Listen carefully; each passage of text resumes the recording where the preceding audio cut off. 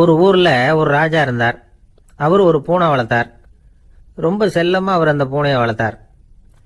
அவர் என்ன பண்ணுவார் தெரியுமா? இரவு நேரத்தில் அந்த பூனையோட தலையில் ஒரு விளக்க வச்சுருவார். அந்த பூனை ரொம்ப ஜாக்கிரதையாக அந்த விளக்கு கீழே விழுந்துடாமல் பார்த்துக்கும். தலையை ஆட்டாமல் ரொம்ப நிதானமாக ராஜா பின்னாடி நடந்து போய்கிட்டே இருக்கும். அந்த விளக்கு வெளிச்சத்தில் எல்லா வேலைகளையும் செஞ்சுருவார். கையில் ஒரு விளக்கை தனியாக எடுத்துகிட்டு போக வேண்டிய அவசியமே இல்லை. விளக்கை தூக்கிட்டு போகிற வேலையை அந்த பூனை பார்த்துக்கும். அதனால் ராஜாவுக்கு அந்த பூனை மேலே ரொம்ப பிரியம். மந்திரிகளையெல்லாம் கூப்பிட்டு அவங்கக்கிட்ட சொல்லுவார், பார்த்தீங்களா இந்த பூனை எவ்வளவு விசுவாசமாக நடக்குது, என் பேரில் எவ்வளவு மரியாதை பார்த்தீங்களா அதுக்கு அப்படிம்பார்.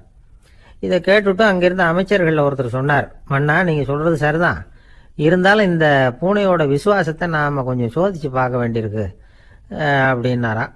சரி, உங்கள் ஆசையை ஏன் கெடுக்கணும், நல்லா சோதிச்சு பாருங்க அப்படின்னு சொல்லிவிட்டார் ராஜா. உடனே அந்த அமைச்சர் என்ன பண்ணார் தெரியுமா? எங்கேயோ புறப்பட்டு போனார். ஒரு 5-6 எலிகளை பிடிச்சிட்டு வந்தார். அரண்மனையில் ராஜா ஏதோ வேலை பார்த்துக்கிட்டு இருக்கிறாரு. பக்கத்தில் அந்த பூனை ரொம்ப பணிவாக நின்றுக்கிட்டு இருக்குது. அது தலையில் விளக்கு எரிஞ்சிக்கிட்டு இருக்கு. அமைச்சர் தான் பிடிச்சிட்டு வந்த எலிகளை அந்த பூனை பார்வையில் படுறது மாதிரி எதிரில் விட்டார். அந்த எலிகள்லாம் அங்கேயும் இங்கேயும் ஓட ஆரம்பிச்சுது. அதை பார்த்தது பூனை, அவ்வளவுதான். தலையில் இருக்கிற விளக்கை பற்றியும் கவலைப்படலை, ராஜாவை பற்றியும் கவலைப்படலை. ஒரே பாய்ச்சலாக பாஞ்சு எலிகளை துரத்த ஆரம்பிச்சுட்டுது. தலையில் இருந்த விளக்கு எங்கேயோ போய் விழுந்தது, அணைஞ்சு போச்சு. இருட்டில் ராஜா தடுமாற ஆரம்பிச்சுட்டார். இந்த சமயத்தில் அந்த அமைச்சர் மறுபடியும் விளக்கை ஏற்றினார். வெளிச்சம் வந்தது. அதுக்கப்புறம் அந்த அமைச்சர் பேசினார், அரசே, பூனையோட விசுவாசத்தை பார்த்தீங்களா? எலி அது கண்ணில் படுற வரைக்கும் தான் விசுவாசமாக இருந்தது. அது மாதிரி எலியை பார்த்ததும் எல்லாத்தையும் விட்டுட்டு அதை துரத்த ஆரம்பிச்சுட்டு பார்த்தீங்களா? தான் அந்த பூனையை பற்றி நினச்சது தப்புங்கிறது அதுக்கப்புறம் தான் அந்த ராஜாவுக்கு புரிஞ்சுதான். சரி, இப்போ எதுக்கு இந்த கதையெல்லாம் அப்படிங்கிறீங்களா? இந்த பூனை மாதிரி தான் நம்ம மனசும். மனசை எவ்வளவு தான் பயிற்சி கொடுத்து பக்குவமாக வச்சுருந்தாலும் பார்க்கறதுக்கு பரமசாது மாதிரி தான் இருக்கும். பார்க்க வேண்டியதை பார்த்துட்டுதுன்னா பாஞ்சிரும். இந்த பூனை மாதிரி புலன் இன்ப பொருள்கள் கிட்டாத வரைக்கும் மனம் அடங்கி இருக்கிறது மாதிரி தான் தெரியும். கொஞ்சம் வாய்ப்பு கிடைச்சாலும் அது குதிக்க ஆரம்பிச்சிடும், தப்பு பண்ண ஆரம்பிச்சிடும். பெரிய பெரிய முனிவர்கள் வாழ்க்கையில் நடந்த வீழ்ச்சி இதை தான் நிரூபிக்குது. புலன்களின் ஆற்றல் அதிகம். அதனால மனக்கட்டுப்பாடு பயிற்சிகளில் ரொம்ப எச்சரிக்கையாக இருக்கணுங்கிறார் சுவாமி சிவானந்தர். மது பழக்கத்தையே விட்டுவிட்டேன்னு உறுதியாக இருப்பான். கடை கண்ணில் பட்டுவிட்டதுன்னா கால் அவனை கேட்காமலே இழுத்துக்கிட்டு உள்ளே போயிடும். இதுதான் மனசுங்கிறது. அதுதான் அந்த ராஜா வளர்த்த பூனை. நம்மால் ஒருத்தன் அந்த ராஜா பூனை தலையில் விளக்க வச்சது மாதிரி இவன் தன்னுடைய தலையிலேயே ஒரு விளக்கை ஏற்றி வச்சுக்கிட்டு என்னத்தையோ தேட ஆரம்பித்தான். தேடிட்டு இருக்கிறான். தலையை ஆட்டாமல் நிதானமாக நடந்து ரொம்ப நேரமாக தேடிட்டு இருக்கிறான். அந்த சமயம் அங்கே வந்த ஒருத்தர், என்னத்தை தேடுறீங்கன்னு கேட்டார். அதுதான் மறந்து போச்சு அப்படின்னு இழுத்தான். சரி, கொஞ்சம் இப்படி உட்காருங்க, ஞாபகம் வந்ததுன்னு தேட ஆரம்பிக்கலாம் அப்படின்னார் அவர். இவன் கொஞ்ச நேரம் உட்காந்து யோசித்தான். அப்புறம் திடீர்னு எழுந்திரிச்சான். ஞாபகம் வந்துட்டுதுன்னா. என்னன்னு கேட்டார். எங்கள் வீட்டில் இருந்த விளக்கை எங்கே வச்சேன்னு தெரியல, அதை தான் தேடிக்கிட்டு இருக்கிறேன், ஏற்றி வைக்கலாம்னு பார்க்குறேன் அப்படின்னா. எனக்கு இது மட்டும்தான் சார் தெரியும், இதை தவிர வேறு எதுவும் தெரியாது அப்படின்னு சொல்லிக்கிட்டே காலம் தள்ளுறவங்க ரொம்ப பேர். அவங்களெல்லாம் கஷ்டப்பட வேண்டியிருக்கும். ஒருத்தர் தன்னுடைய தொழிலில் ரொம்ப கெட்டிக்காரராக இருக்கலாம். அதுக்காக எப்பவும் அதே ஞாபகத்தில் இருந்துக்கிட்டு உலகியல் அறிவு இல்லாமல் இருந்துடக்கூடாது, அது ஆபத்து. இதுக்காக நம்ம தாத்தா பாட்டிலாம் ஒரு கதை சொல்லுவாங்களே, கேள்விப்பட்டிருக்கீங்களா? ஒரு சமயம் ஒரு 4 பேர் சேர்ந்து வெளியூருக்கு பிரயாணம் போனாங்களாம். அந்த 4 பேர் எப்படி தெரியுமா? ஒருத்தர் வேதாந்தி, இன்னொருத்தர் சங்கீத வித்வான், 3வது ஆள் வைத்தியர், 4வது ஆள் ஜோசியர். இவங்க 4 பேரும் நண்பர்கள். அதனால் சேர்ந்து புறப்பட்டாங்க. வழியில் ஒரு ஊரில் தங்கினாங்க. இருட்டி போச்சு. அதனால் இன்றைக்கி ராத்திரி இங்கேயே தங்கி இருந்துட்டு நாளைக்கு புறப்படலாம் அப்படின்னு தீர்மானம் பண்ணாங்க. சாப்பாட்டுக்கு என்ன பண்ணுறது? அங்கேயே கடத்தெருவுக்கு போய் சாமான்லாம் வாங்கியாந்து சமைச்சு சாப்பிட்லாம்னு முடிவு பண்ணாங்க. 4 பேர் இருக்கிறதுனால ஆளுக்கு ஒரு காரியமாக செய்யலாம் அப்படின்னு வேலையை பிரிச்சுக்கிட்டாங்க. வைத்தியர் கரிகாய் வாங்க போனார். வேதாந்தி எண்ணெய் வாங்க போனார். ஜோசியர் பலசரக்கு வாங்க போனார். சங்கீத வித்வானுக்கு சமைக்கிற வேலை. எல்லாம் சரி, ஆனால் நடந்தது என்ன தெரியுமா? கடைத்தெருவுக்கு காய்கறி வாங்க போனார்ல வைத்தியர், அங்கே போய் மார்க்கெட்டில் பார்த்தார். ஒவ்வொரு கரிகாயாக எடுத்து பார்த்தார். இது பித்தம், உடம்புக்கு ஒத்துக்காது, இது வாயு, உடம்புக்கு ஒத்துக்காது அப்படின்னு ஒவ்வொன்றா தள்ளினார். கடைசியில் ஒன்றுமே தேரல, வெறுங்கையோடு திரும்பி வந்துக்கிட்டு இருக்கிறார். எண்ணெய் வாங்க போனார் வேதாந்தி, அவர் ஒரு தொன்னையில் எண்ணெயை வாங்கினார். பேசாமல் அதை எடுத்துகிட்டு வர வேண்டியது தானே, முடியல. அவருடைய வேதாந்த மூளை சிந்திக்க ஆரம்பிச்சுட்டுது. இந்த தொன்னைக்கு எண்ணெய் ஆதாரமா அல்லது எண்ணெய்க்கு தொன்னை ஆதாரமா அப்படிங்கிற ஆராய்ச்சியில் இறங்கினார். என்னாச்சு தெரியுமா? அப்படி கவுத்து பார்த்தார். வாங்கின எண்ணெய் பூராவையும் வழியில் கொட்டிவிட்டு வெறும் தொன்னையோடு வந்து சேர்ந்தார். பலசரக்கு வாங்க போனார் ஜோசியர். அவர் ஒரு வழியில் பார்த்தாரு. வழியில் வந்தவங்களெல்லாம் அங்கங்கே ஒரு மரத்தடியில் உட்கார வச்சு அவங்களுக்கெல்லாம் ஆர்வம் சொல்ல ஆரம்பிச்சிட்டார். அப்படி ஒவ்வொருத்தராக சொல்லி முடிச்சுட்டு கடத்தருக்கு போய் சேர்ந்தார். இவர் அங்கே போய் சேர்றதுக்குள்ளே ரொம்ப நேரம் ஆகிட்டுது. கடையெல்லாம் பூட்டிவிட்டு போயிட்டாங்க. என்ன செய்கிறது? அவரும் வெறுங்கையோடு திரும்பி வந்து சேர்ந்தார். சரி, இவங்க கதை தான் இப்படி ஆச்சு. அங்கே சமைக்கிறதுக்காக உட்காந்துருந்தார் சங்கீத வித்வான். அவர் கதை என்னாச்சு தெரியுமா? அங்கே அவர் அடுப்பை பற்ற வச்சு ஒலையை கொதிக்க வச்சார். அதாவது ஒரு பானையில் தண்ணியை ஊற்றி அடுப்பில் வச்சார். அது கொதிக்க ஆரம்பிச்சிது. தண்ணி கொதிக்கிற சத்தம் இருக்குதுல்ல, அது இவருக்கு தாளம் போடுறது மாதிரி இருந்தது. ஒரே குஷி, பாட ஆரம்பிச்சிட்டார். பாடிக்கிட்டே உற்சாகமாக கையில் இருந்த கரண்டியால் அந்த பானையில் தட்டினார், தாளம் போடுறதா நினச்சிக்கிட்டு. அவ்வளவுதான், பானை பட்டுன்னு உடஞ்சி போச்சு. தலையில் கையை வச்சுக்கிட்டு அவரும் உட்காந்துட்டார். எந்த தொழில் தெரிஞ்சாலும் சரி, அதை புத்திசாலித்தனமாக பயன்படுத்த தெரியலன்னா ஆபத்து தான். அதுக்காக தான் இந்த கதை. ஒரு பஸ்ஸு டிரைவர் ரொம்ப கெட்டிக்காரரு. பஸ்ஸை ரொம்ப திறமையாக ஆபத்து இல்லாமல் ஓட்டினதுக்காக பரிசுலாம் வாங்கினவர். அவரே ஒரு படகு ஓட்டுறதுக்காக அழைச்சிட்டு போயிருக்கிறாங்க, மோட்டார் படகு. அதையும் ரொம்ப திறமையாக தான் ஓட்டிகிட்டு போயிருக்கிறாரு. நடுக்கடலில் போனதும் படகு நின்று போச்சு. மோட்டாரில் ஏதோ கோளாறு. என்ன செய்யலாம் அப்படின்னு அந்த டிரைவரை கேட்டிருக்கிறாங்க படகுல இருந்தவங்கெல்லாம். அப்போ அவர் சொன்னாராம், கவலைப்படாதீங்க, ஒன்றும் பிரச்சனை இல்லை, எல்லோரும் கொஞ்சம் கீழே இறங்கி பின்னாடி தள்ளுங்க, மோட்டார் ஸ்டார்ட் ஆகிடும் அப்படின்னாராம். வாழ்க்கையில் சில சந்தர்ப்பங்களில் நாம் சில அவமானங்களை சந்திச்சே தீர வேண்டியிருக்கு. என்ன பண்ணுறது, காலம் அப்படி. அவமானப்படுறவங்க உடனே அடங்கி போய்டுறது தான் உலக வழக்கம். அவமானப்பட்டால் உடனே சீறி எழறவங்களும் உண்டு. ஆனால் அதையே ஒரு சவாலாக எடுத்துக்கிட்டு முன்னுக்கு வர்றவங்களும் சில பேர் இருக்கிறாங்க. அவங்க ரொம்ப அபூர்வம். இன்றைக்கி மனோதத்துவ நிபுணர்கள்லாம் என்ன சொல்கிறாங்க தெரியுமா? அவமானப்பட்டுட்டா உடனே அடங்கி போயிடக்கூடாதான். அதையே ஒரு சவாலாக எடுத்துக்கிட்டு மனசில் ஒரு வைராக்கியத்தோடு முயற்சி பண்ணினா வாழ்க்கையில் எல்லாரும் முன்னேறலாமா. அவமானங்கிறத நாம் வைராக்கியமாக மாற்றிக்கணும். அதுதான் வெற்றிக்கு வழி. ராமர் இந்த பூமியில் பிறந்ததே ஒரு வைராக்கியத்தினால தான் சார் அப்படின்னார் ஒருத்தர். எப்படிங்க அது அப்படின்னு கேட்டேன். அவர் சொன்னார், தசரதருக்கு ராமர் குழந்தையாக பிறக்கணும், அப்போ தான் இங்கே இருக்கிற கஷ்டங்கள்லாம் நீங்கும் அப்படின்னு சர்வ லோகமும் எதிர்பார்த்துக்கிட்டு இருக்குது. ஆனால் அவர் எப்போ பிறப்பார் அப்படின்னு யாருக்கும் தெரியல. அந்த காரியம் சீக்கிரம் நடக்கணுமே, அதுக்கு என்ன பண்ணுறது? நாரதர் வந்தார் ஒரு நாள் தசரதரை தேடி. தசரதா, உனக்கு ஒரு செய்தி தெரியுமான்னு ஆரம்பித்தார். அவர் எப்பவும் இப்படித்தானே ஆரம்பிக்கிறது வழக்கம். என்ன விஷயம்னு கேட்டார் தசரதர். தசரதா, நீ அடிக்கடி உன்னோட தேரில் ஏறிக்கிட்டு தேவலோகத்துக்கு போகிற, அங்கே போகிற வர்ற எல்லாம் பண்ணிகிட்ருக்க, எல்லாம் சரி. தேவலோகத்துலேயும் உன்னை நல்லபடியாக தான் வரவேற்கிறாங்க. தேவேந்திரன் உன்னை பிரியமாக அழைச்சிட்டு போய் தன்னுடைய அரியாசனத்திலேயே தனக்கு பக்கத்திலேயே உட்கார வைக்கிறான். நீயும் சந்தோஷமாக உட்காந்து பேசிவிட்டு வந்துடுற. ஆனால் நீ இங்கே வந்ததுக்கு அப்புறம் அங்கே என்ன நடக்குது தெரியுமா உனக்கு அப்படின்னாரான் நாரதர். என்ன நடக்குது எனக்கு ஒன்றும் தெரியலையே அப்படின்னாரான் தசரதர். நாரதர்கிட்ட கிட்டத்தில் கேட்டிருக்கார், கொஞ்சம் சொல்லுங்கள் என்னது அப்படின்னு. அவர் நெருங்கி வந்தாராம். நாரதரும் மெதுவாக அவர் காதோட காதாக சொன்னாராம். அதாவது நம்ம பாஷையில் சொல்லப்போனால் பற்ற வைக்கிறார். நீ அங்கே தேவேந்திரங்கிட்ட உட்காந்து பேசிவிட்டு வந்த பிறகு நீ அங்கே உட்காந்துருந்த அரியாசனத்தை தண்ணி ஊற்றி கழுவி சுத்தப்படுத்துகிறாங்க. நீ என்ன அந்த அளவுக்கு சுத்தம் இல்லாத ஆளா, தினம் குளிக்காமையாக இருக்கிற அப்படின்னாராம். தசரதருக்கு இது ரொம்ப அவமானமாக போயிட்டுது. அப்படியே செய்கிறாங்க அப்படின்னாராம். ஆமாம், நீ வேணும்னா நான் சொல்கிறது உண்மையா இல்லையா அப்படின்னு சோதனை பண்ணி பார்த்துக்கோ அப்படின்னாரான் நாரதர். உடனே தசரதர் இதுக்காகவே புறப்பட்டு தேவலோகம் போனார். அங்கே வழக்கம் போலவே இவரை கூப்பிட்டு உட்கார வச்சு பேசிக்கிட்டு இருந்தான் தேவேந்திரன். கொஞ்ச நேரம் பேசிக்கிட்டு இருந்துட்டு சரி நான் கிளம்புறேன்னு புறப்பட்டார். சரி, அவனும் வாசல் வரைக்கும் வழி அனுப்பி வச்சுட்டு உள்ளே போயிட்டான். தசரதர் வெளியில் கொஞ்சம் நேரம் மறைஞ்சி இருந்துட்டு மெதுவாக உள்ளே எட்டி பார்த்தார் என்ன நடக்குதுன்னு. நாரதர் சொன்னது உண்மைதான். தசரதர் உட்கார்ந்துருந்த ஆசனத்தை அங்கே 2 தேவர்கள் கழுவி சுத்தப்படுத்திக்கிட்டு இருக்கிறாங்க. தசரதரால் இதை தாங்கிக்க முடியல. அவருக்கு ரொம்ப அவமானமாக போச்சு. நேராக கிடுகிடுன்னு தேவேந்திரங்கிட்டே போனார். நான் உட்காந்துருந்த இருக்கையை சுத்தம் பண்ணுறியே, நான் என்ன அந்த அளவுக்கு பாவியா அப்படின்னு கேட்டார். ரொம்ப கோபமாக கேட்டார். தசரதரே, மனுஷனுக்கு 3 கடன்கள் உண்டு. தேவ கடன், ரிஷி கடன், பித்ரு கடன். இதை தீர்க்காதவன் பாவியாகிறான். இதில் மகனை பெறுவதால் தான் பித்திருக்கடன் தீரும். உனக்கு மகன் கிடையாது, அதனால் நீ பாவியாகிற. பாவி உட்கார்ந்துருந்த இடம்ங்கிறதுனால அதை சுத்தம் செய்ய வேண்டியது எங்கள் கடமை அப்படின்னு நானும் தேவேந்திரன். இந்த இடத்துல தசரதருக்கு ஏற்பட்ட அவமானம் ஒரு வைராக்கியமாக மாறிச்சு. தேவேந்திரனே கேட்டுக்கோ, ஒரு மகனை பெற்ற பிறகு தான் இந்த சபையில் மறுபடியும் அடி எடுத்து வைப்பேன் அப்படின்னு சொல்லிவிட்டு போயிட்டாரான். போய் புத்திர காமேஷ் யாகம் பண்ணார், புத்திரர்கள் பிறந்தார்கள்.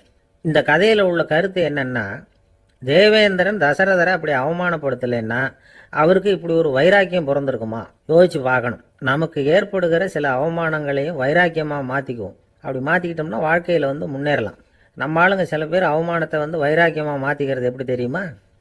நம்மகிட்ட ஒரு பையன் சொன்னான், எங்கள் அப்பா என்னை எல்லாருக்கும் முன்னாடி வச்சு திட்டுவிட்டார், பொறுப்பு இல்லாமல் ஊர் சுற்றுறேன்னு சொல்லி அவமானப்படுத்தி விட்டார். இனிமேல் நீ என் முகத்திலேயே முழிக்காதரா போடான்னு வேற சொல்லிவிட்டார். எனக்கு ரோஷம் வந்துட்டுது. அந்த அவமானத்தை வைராக்கியமாக மாற்றிக்கிட்டேன். அன்னையிலேருந்து அவர் முகத்திலேயே முழிக்கிறது இல்லை அப்படின்னா. அப்படியான்னு கேட்டோம். ஆமாங்க, அவர் வீட்டில் இல்லாத நேரமாக பார்த்து உள்ள சமையல் கட்டுக்கு போய் சாப்பிட்டுட்டு நைஸாக வெளியில் வந்துடுவேன் அப்படிங்கிறான். ஒரு காலத்தில் பிரஷ்யா அப்படின்னு ஒரு தேசம் இருந்தது. இப்போ ஜெர்மனி இருக்குல்ல, இதோட பெரும்பகுதி ஒரு காலத்தில் பிரஷ்யாங்கிற பேரில் இருந்தது. அப்போ அதுக்கு அரசராக இருந்தவர் மகா ஃப்ரெடரிக், அதாவது ஃப்ரெடரிக் தி கிரேட் அப்படின்னு சொல்லுவாங்க. அந்த ராஜாவுக்கு ஒரு சந்தேகம், நாம் பல வகையான வரிகளை விதித்து வசூல் பண்ணுறோம், அப்படி பண்ணி வருமானம் குறைஞ்சிக்கிட்டே போகுதே, இதுக்கு என்ன காரணமாக இருக்கும்? இதுதான் அவருக்கு ஏற்பட்ட சந்தேகம். ஒரு சமயம் அந்த அரசர் தம்முடைய அமைச்சர்களையும் பிரபுக்களையும் தளபதிகளையும் கூப்பிட்டு ஒரு விருந்து வச்சார். விருந்து முடிஞ்சதும் அவங்கள பார்த்து இந்த சந்தேகத்தை கேட்டார். வரிகள் அதிகமாக விதித்து வருமானம் குறையறதுக்கு என்ன காரணம் அப்படின்னு கேட்டார். பல பேருக்கு இதுக்கு சரியாக பதில் சொல்ல தெரியல. அனுபவசாலியான ஒரு தளபதி எழுந்திருச்சார். அரசே, அது எப்படிங்கிறத இப்போ உங்களுக்கு காட்டுறேன்னார். உடனே ஒரு பெரிய பனிக்கட்டி ஒன்றை தன்னுடைய கையில் எடுத்தார். அதை அப்படியும் எப்படியும் திருப்பி பார்த்தார். அப்புறம் அடுத்தவர்கிட்ட கொடுத்தார். அவரும் அதை அப்படியும் இப்படியும் திருப்பி பார்த்துட்டு அடுத்தபடியாக இருந்தவர்கிட்ட கொடுத்தார். இப்படியே இதை ஒவ்வொருத்தராக பார்த்துட்டு ஒவ்வொரு கையாக மாறி கடைசியில் மன்னர் கைக்கு போய் சேர்ந்தது. மன்னர் கைக்கு அந்த பனிக்கட்டி போய் சேர்ந்தப்போ அது கொஞ்சம் கொஞ்சமாக உருகி ஒரு பட்டாணி கடலை சைஸுக்கு ஆகிட்டுது. மன்னர் யோசனை பண்ணார், வரி அதிகமாக போட்டாலும் வந்து சேர்றது குறைவாக இருக்கிறதுக்கு என்ன காரணம் அப்படிங்கிறது அவருக்கு புரிஞ்சு போச்சு. காலம்தான் மாறிக்கிட்டு இருக்கே தவிர இந்த கையூட்டு வாங்குகிற பழக்கம் மாறினதாக தெரியல. இன்னொரு ராஜா இருந்தார். அவர் தன்னுடைய ராஜாங்கத்தில் லஞ்ச ஊழலே சுத்தமாக இருக்கக்கூடாது அப்படின்னு நினச்சார். அவர்கிட்ட பல்வேறு துறைகளுக்கும் பொறுப்பாக இருந்த பல பேரும் ரொம்ப சுத்தமாகவும் நேர்மையாகவும் இருந்தாங்க. ஒரே ஒருத்தர் மட்டும் எல்லார்கிட்டையும் லஞ்சம் வாங்கிட்டே இருந்தார். அவரை வேறு வேறு துறைகளுக்கு மாற்றி பார்த்தாரு. அந்த ராஜா என்னென்னமோ பண்ணி பார்க்குறாரு. எந்த வேலையை கொடுத்தாலும் அதுலேயும் லஞ்சம் வாங்கிறதுக்கு ஒரு வழியை உண்டு பண்ணிக்குவார் அந்த ஆள்.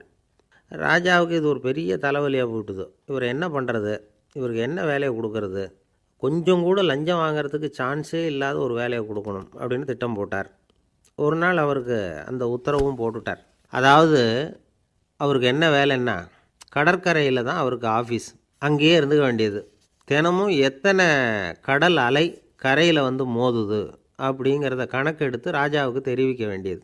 இதுதான் அவருக்கு வேலை. பேசாமல் அலையை எண்ணிட்டு உட்காந்துருக்கட்டும், அப்போவாவது அவர் லஞ்சம் வாங்குகிற சந்தர்ப்பம் இல்லாமல் போயிடும் அவருக்கு அப்படின்னு நினச்சார் ராஜா.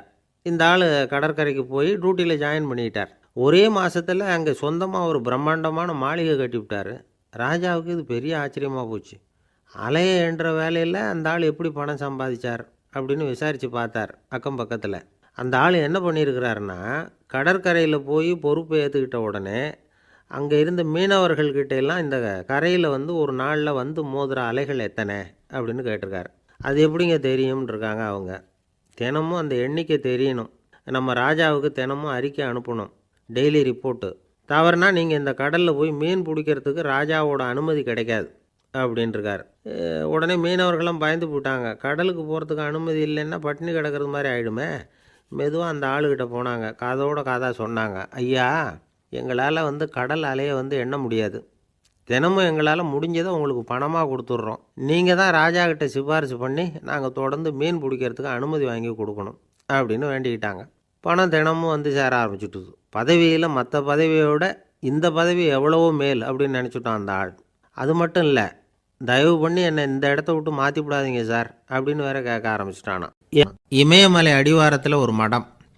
அங்கே ஒரு சன்னியாசி இருந்தார். அவர்கிட்ட ஒருத்தர் வந்தார். சுவாமி, ஆசையை உதற நினைக்கிறேன், முடியல, ஒட்டிக்கிட்டே வருது அப்படின்னாராம். இப்படி உட்கார, ஒரு கதை சொல்கிறேன் அப்படின்னு சொல்லி அவர் சொல்ல ஆரம்பித்தாராம். அவர் சொன்ன கதை என்னென்னா, ஒரு ஊரில் ஒரு ஆள் இருந்தான். அவன் பேர் குப்புசாமி. அவன்கிட்ட எப்பவும் ஒரு பழைய தொப்பி இருக்கும், விடவே மாட்டான். அதனால் அவனை எல்லோரும் தொப்பி சாமி அப்படின்னு தான் கூப்பிடுறது வழக்கம். ஒரு புது தொப்பி வாங்கிக்கப்படாதாப்பா அப்படின்னு நண்பர்கள்லாம் சொல்லி பார்த்தாங்க. பணத்துக்கு எங்கே போவேன் அப்படின்னு விட்டானான். பணம் வச்சுருக்கான், செலவு பண்ண மனசு வரல, மகா கஞ்சன். பழைய பாட்டில்கள்லாம் வாங்கி விற்றுக்கிட்டு இருந்தான். அப்படி ஒரு தடவை பழைய கண்ணாடி சாமான்களை ஏலத்தில் எடுத்தப்போ அதில் ஒரு அருமையான சென்ட்டு பாட்டில் கிடச்சிது. உடனே ஒரு ஐடியா பண்ணான்.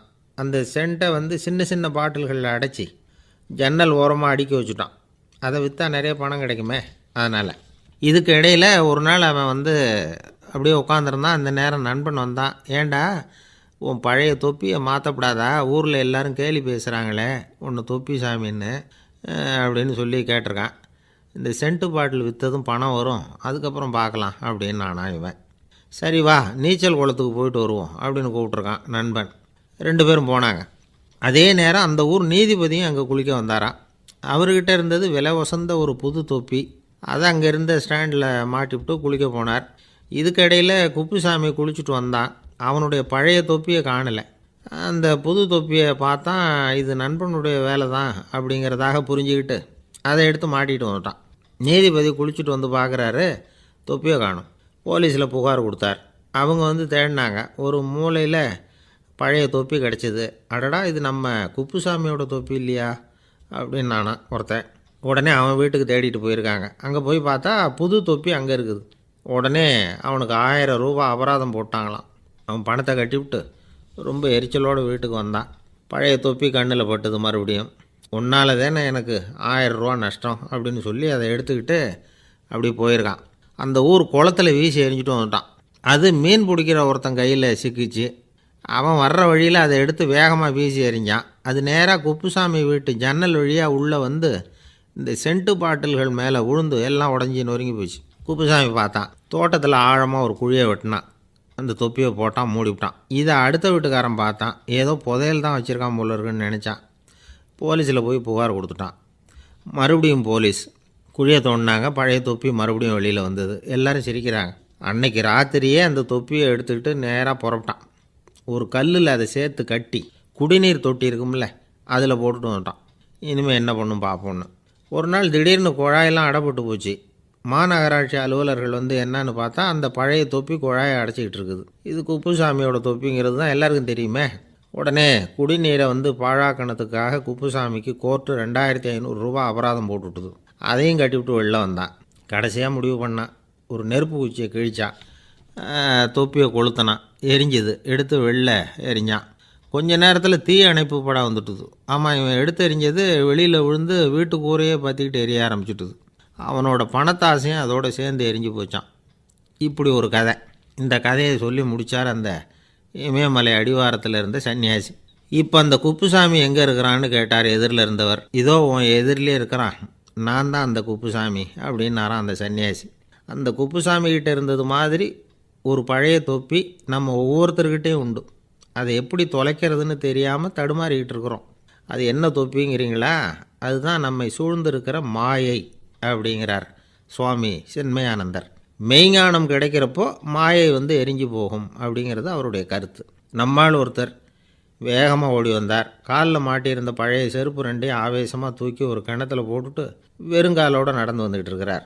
ஏன் அப்படி பண்ணீங்க அப்படின்னு கேட்டோம். அந்த செருப்புக்கு சொந்தக்காரன் பின்னாடி வந்துக்கிட்டு இருக்கிறான், அதனால் அப்படி பண்ணேன் அப்படிங்கிறார் இவர். ஒரு ராஜா இருந்தார். நாடு பூராவும் நிறைய மரங்களை நட்டு வளர்க்கணுங்கிறது அவரோட ஆசை. தானே அதுக்கு முன்மாதிரியாக இருக்கணும்னு நினச்சார். அரண்மனையை சுற்றி மரங்களை நட்டு வளர்த்தார். இதை பார்த்துட்டு ஜனங்களும் அவங்கவுங்க வீட்டை சுற்றி மரக்கன்றுகளை நட்டு வளர்த்தாங்க. கொஞ்ச காலத்தில் ஊர் பூரா பசுமையாக மாறிச்சு. எல்லாருக்கும் சந்தோஷமாக இருந்தது. இது ஒரு பக்கம் இருக்கட்டும். இப்போ நான் சொல்ல போகிற கதை வேறு. அதாவது, அந்த ராஜா ஒரு நாள் தன்னுடைய அரண்மனையை சுற்றி இருக்கிற விதவிதமான மரங்களை எல்லாம் போய் பார்த்தார். எப்படி இருக்கிறீங்க அப்படின்னு ஒவ்வொரு மரத்துக்கிட்டையும் விசாரிச்சாராம். எந்த மரமும் சந்தோஷமாக இருக்கிறதா தெரியல. அதுக்கும் மனசில் ஒரு குறை. முதல்ல ஆலமரத்துக்கிட்ட போனார். அது சொல்லிச்சு, மண்ணா, நான் நல்லா பெருசாக வளர்ந்துருக்கிறேன், அடர்த்தியாக இருக்கிறேன், கிளையெல்லாம் 4 பக்கமும் நல்லா படர்ந்து தான் இருக்குது. இருந்தாலும் எந்த பிரயோஜனமும் இருக்கிறதா தெரியல எனக்கு. என்னுடைய பழம்லாம் ரொம்ப சின்னதாக இருக்குது, என் கண்ணுக்கு சரியாக புறப்பட மாட்டேங்குது. நான் இருக்கிற சைஸுக்கு என்னுடைய கிளையில் இருக்கிற பழம்லாம் எவ்வளோ பெருசாக இருக்கணும். அது இத்தினூண்டு இருக்கிறது எனக்கு பெரிய அவமானமாக இருக்குது. இப்படி இங்கே நின்றுக்கிட்டு இருக்கிறதே ரொம்ப கூச்சமாக இருக்குது. ஒரு நல்ல புயல் வந்ததுன்னா பேசாமல் சாஞ்சு விடலாமான்னு பார்க்குறேன் அப்படின்னு புலம்புது ஆலமரம். சரி இருக்கட்டும்னு நினச்சிக்கிட்டு ராஜா அடுத்தபடியாக ஒரு அத்தி மரத்துக்கிட்ட போனார். அதுவும் புலம்ப ஆரம்பிச்சிட்டுது. நான் கூட பெரிய மரம் தான், இல்லை இலையெல்லாம் அழகாக தான் இருக்குது, பழம் அழகாக இருக்குது, இருந்தாலும் உள்ள விஷயம் இல்லையே. அத்தி பழத்தை புட்டு பார்த்தா அத்தனையும் சொத்த அப்படின்னு பழமொழியே உண்டாயிட்டுதே. இப்படி ஒரு கெட்ட பேரோட நான் இருக்கணுமா அப்படின்னு புலம்புது அது. சரி இது இருக்கட்டும் அப்படின்னு சொல்லி அடுத்தபடியாக வேப்ப மரத்துக்கிட்ட போனார். அது தன்னுடைய வேதனையை வெளியிட்டது. எனக்கு எவ்வளவோ மருத்துவ குணங்கள்லாம் இருக்கிறதா சொல்லிக்கிறாங்க, இருந்தாலும் என்ன பிரயோஜனம்? என்னுடைய பழத்தை மனிதர்கள் யாரும் விரும்பி சாப்பிட்றது இல்லையே அப்படின்னுது. ராஜா அடுத்தாப்புல இருந்து ஒரு பனை மரத்துக்கிட்ட போனார். நான் நல்லா உயரமாக தான் வளர்ந்துருக்கிறேன், மற்ற மரங்கள்லாம் என்னை வந்து அண்ணாந்து தான் பார்க்கணும், இருந்தாலும் என்கிட்ட நிழலுக்காக யாரும் வந்து ஒதுங்கிறது இல்லையே அப்படின்னுது. என்ன இது எல்லா மரமும் இப்படி திருப்தி இல்லாமல் இருந்துகிட்டு இருக்குதே அப்படின்னு நினச்சிக்கிட்டே ராஜா அடுத்தபடியாக அங்கே இருந்த ஒரு பைன் மரத்துக்கிட்ட போனார். அழகாக உயரமாக பசுமையாக தான் இருந்தது, ஆனால் பழமோ பூவோ கிடையாது. அதை நினச்சி அது வருத்தப்பட்டுக்கிட்டு இருக்குது. ஓக் மரம் அது ஒன்று நின்றுட்டு இருந்தது. அது என்ன சொல்லிச்சுன்னா, இலையுதிர் காலத்தில் என் மேலே இருக்கிற எல்லா இலைகளும் உதிர்ந்து போடுது, முடி கொட்டின மனிதர்கள் மாதிரி மொட்டையாக நான் நிற்க வேண்டி இருக்குது, என்ன வாழ்க்கை இது அப்படின்னு சொல்லி அழுத்துக்கிட்டது. சரி புளிய மரம் என்ன சொல்லுது பார்ப்போம்னு அதுகிட்ட போனால், என்னுடைய நிழலில் யாருமே தங்க மாட்டாங்க, உடம்புக்கு சூடுன்னு ஒதுங்கி போயிடுவாங்க, அடிமரத்தை பார்த்தீங்கன்னா பட்டையெல்லாம் உறிஞ்சி பார்க்கறதுக்கே கேவலமாக இருப்பேன் அப்படின்னுது அது. முருங்கை மரம் என்ன சொல்லிச்சு தெரியுமா, என்னுடைய இலை காயெல்லாம் சாப்பிட்றவங்களுக்கு சத்து கொடுக்கறது வாசம் தான், ஆனால் என் உடம்புல சத்தே கிடையாது, கொஞ்சம் வேகமாக காற்று அடிச்சதுன்னா முறிஞ்சி விழுந்துடுறேன், என்ன வாழ்க்கை இது அப்படின்னு சொல்லி அது வருத்தப்பட்டது. ராஜா யோசனை பண்ணார், என்ன இது மரங்கள் வந்து பூமியின் வரங்கள்னு சொல்கிறோம், மழை பெய்யறதுக்கு அதுதான் காரணம், பூமி செழிப்பாக இருக்கிறதுக்கும் அதுதான் காரணம், வீடு கட்டுறதுக்கு மரம், நாற்காலி செய்ய உபயோகப்படுத்துறதுக்கும் அதுதான் உபயோகப்படுது, மனுஷனுக்கு வேண்டிய ஆகாரங்களையும் கொடுக்குது, இப்படியெல்லாம் இருந்தும் எல்லா மரமும் நிம்மதி இல்லாமல் இருந்துகிட்டு இருக்குதே அப்படின்னு நினைச்சார். அப்போ அங்கே இருந்த ஒரு மகிழ மரம் அவர் கண்ணில் பட்டுது. அந்த மரம் மட்டும் கொஞ்சம் நிம்மதியாக மகிழ்ச்சியாக இருக்கிறது மாதிரி தெரிஞ்சுது. உடனே ராஜா அதுகிட்ட போனார். உனக்கு மனசில் எதுவும் குறை இல்லையான்னு கேட்டார். இல்லை நான் சந்தோஷமாக தான் இருக்கேன்னு அந்த மகிழ மரம். அப்படியான்னு ஆச்சரியமாக கேட்டார் ராஜா. ஆமாம் அண்ணா, இந்த இடத்துல நீங்கள் ஒரு முருங்கை மரத்தையோ வேப்ப மரத்தையோ கூட நட்டிருக்கலாம், ஆனால் இந்த இடத்துல நடுறதுக்கு என்ன தேர்ந்தெடுத்திருக்கிறீங்க, அதுவே எனக்கு பெருமை, அதுவே எனக்கு திருப்தி அப்படின்னு தான் மகிழ மரம். மகிழ மரம் சாதாரணமாக தான் இருக்கும், இளம் மஞ்சள் நிறத்தில் பூக்கள், அது காய்ந்தும் மனம் வீசும். மகிழ மரம் மாதிரி மன திருப்தியோடு வாழறதுக்கு நாம் கற்றுக்கணுமா. நாம் இந்த உலகத்தில் ஒரு நாயாவோ நரியாவோ கூட பிறந்திருக்கலாம், மனுஷனாக பிறந்திருக்கிறோம், அதுவே பெருமை தானே. இந்த நிறைவு தான் மகிழ்ச்சியின் ரகசியம். ஒரு பையன் அப்பா கிட்ட போய், அப்பா நீங்கள் இந்த உலகத்தில் ஒரு மனுஷனாக பிறந்தது என்னோட அதிர்ஷ்டம் நானா. ஏண்டா அப்படி சொல்கிறேன்னு இருக்கார் அப்பா. நீங்கள் ஒரு கரடியாக பிறந்திருந்தா இந்நேரம் நானும் ஒரு கரடி குட்டியாக தானே இருந்திருப்பேன் அப்படின்னு நானா பையன். காசியில் இருக்கிற கடவுள் காசி விஸ்வநாதர், அங்கே இருக்கிற தேவி காசி விசாலாட்சி. இவங்க 2 பேரும் ஒரு நாள் பேசிக்கிட்டு இருந்தப்போ கடவுள் சொன்னார், இந்த மனிதர்களை நாம் ரொம்பவும் நம்பிக்கையோடு தான் படைச்சிருக்கிறோம், இருந்தாலும் அவங்களுக்கு தான் நம்பிக்கை இல்லை, எதுலேயும் ஒரு உண்மையான நம்பிக்கை இல்லாமல் வாழ்ந்துக்கிட்டு இருக்கிறாங்க அப்படின்னார். என்ன அப்படி சொல்கிறீங்க, அதை பாருங்கள், எவ்வளவு பேர் காசியை தேடிட்டு வந்து கங்கையில் குளிச்சுக்கிட்டு இருக்கிறாங்க, அவங்களெலாம் நம்பிக்கை இல்லைன்னா இவ்வளவு தூரம் தேடிட்டு வந்து இங்கே குளிப்பாங்களா அப்படின்னு நாங்கள் தேவி. சரி அதை சோதித்து பார்க்கலாம் அப்படின்னு 2 பேரும் முடிவு பண்ணிக்கிட்டாங்க. உடனே ஒரு திட்டம் போட்டாங்க. அது எப்படின்னா, நாம் 2 பேருமே பக்தர்கள் மாதிரி உருவத்தை மாற்றிக்கிட்டு கங்கை கரைக்கு போக வேண்டியது. நான் வந்து கங்கையில் இறங்கி குளிக்கிறேன், கொஞ்ச நேரத்தில் சுழலில் மாட்டிக்கிட்டது மாதிரி நடிக்கிறேன், நீ உடனே கரையிலிருந்து சத்தம் போடும், என்னோடய வீட்டுக்காரரை யாராவது காப்பாற்றுங்களேன் காப்பாற்றுங்களேன்னு சத்தம் போடும். அதோடு இன்னொன்று சொல்லு, யாராவது ஒரு புண்ணிய ஆத்மா அவர்கிட்ட போய் அவருடைய முடியை பிடிச்சி இழுக்கணும், அப்படி ஒரு சாபம் இருக்குது எங்களுக்கு. புண்ணிய ஆத்மா, அதாவது எந்த பாவமும் செய்யாத இல்லாத ஒருத்தர் தான் அவரை காப்பாற்ற முடியும், அப்படிப்பட்டவங்க யாராவது வெள்ளத்தில் குதித்து என்னுடைய கணவரை காப்பாற்றுங்கோ அப்படின்னு நீ சத்தம் போடு, கூச்சல் போடு, என்ன நடக்குதுன்னு பார்க்கலாம் அப்படின்னார் கடவுள். சரின்னு சொல்லி 2 பேருமா சாதாரண பக்தர்கள் மாதிரி கங்கை கரைக்கு வந்து சேர்ந்தாங்க. அவர் இறங்கி குளித்தார். திட்டம் போட்டது மாதிரியே சுழலில் மாட்டிக்கிட்டது மாதிரி கத்துனார். கரையில் இருந்த அந்த அம்மா, ஐயோ என் கணவரை காப்பாற்றுங்களேன், யாராவது காப்பாற்றுங்களேன்னு கத்துனாங்க. பல பேர் ஓடி வந்தாங்க. உடனே இவங்க, பாவம் இல்லாத புண்ணிய ஆத்மா ஒருத்தரால் தான் என்னுடைய கணவர் காப்பாற்றப்படணுங்கிறது விதி, அப்படி ஒரு சாபம் இருக்குது, அதனால் புண்ணிய ஆத்மா யாராவது அவர்கிட்ட போய் அவர் முடியை பிடிச்சி தூக்குனா அவரை காப்பாற்றி போடலாம் அப்படின்னாங்க. இவங்க இப்படி சொன்னதும் எல்லாரும் திகைச்சு போய் நின்றுட்டாங்க. ஒவ்வொருத்தருக்கும் அவங்க செஞ்ச பாவம்லாம் ஒவ்வொன்றா ஞாபகத்துக்கு வர ஆரம்பிச்சுட்டுது. சரி, இதுக்கு நாம லாயக்கு இல்லை அப்படின்னு சொல்லி ஒதுங்கி போக ஆரம்பிச்சிட்டாங்க எல்லாம். இந்த சமயத்தில் யாரோ ஒருத்தர் வேகமாக ஓடி வந்தார். ஆற்றுல குதிச்சார். அவர்கிட்ட போனார், முடியை பிடிச்சார், தூக்குனார், அவரை காப்பாற்றி கரைக்கு கொண்டுட்டு வந்துட்டார். அப்படி காப்பாற்றின அந்த ஆளை இவங்க 2 பேரும் தனியாக கூப்பிட்டுக்கிட்டு ஒரு மண்டபத்துக்கு வந்துட்டாங்க. வந்து விசாரிக்கிறாங்க. நீ யாரப்பா அப்படின்னு கேட்குறாங்க. ஏதும் தெரியாத மாதிரி. நான் இந்த ஊர் அன்ன சத்திரத்தில் வேலை செய்கிற ஒரு சமையல்காரன் அப்படிங்கிறார். நீ வந்து கங்கையில் குளிக்கிறது உண்டான்னு கேட்டிருக்காங்க.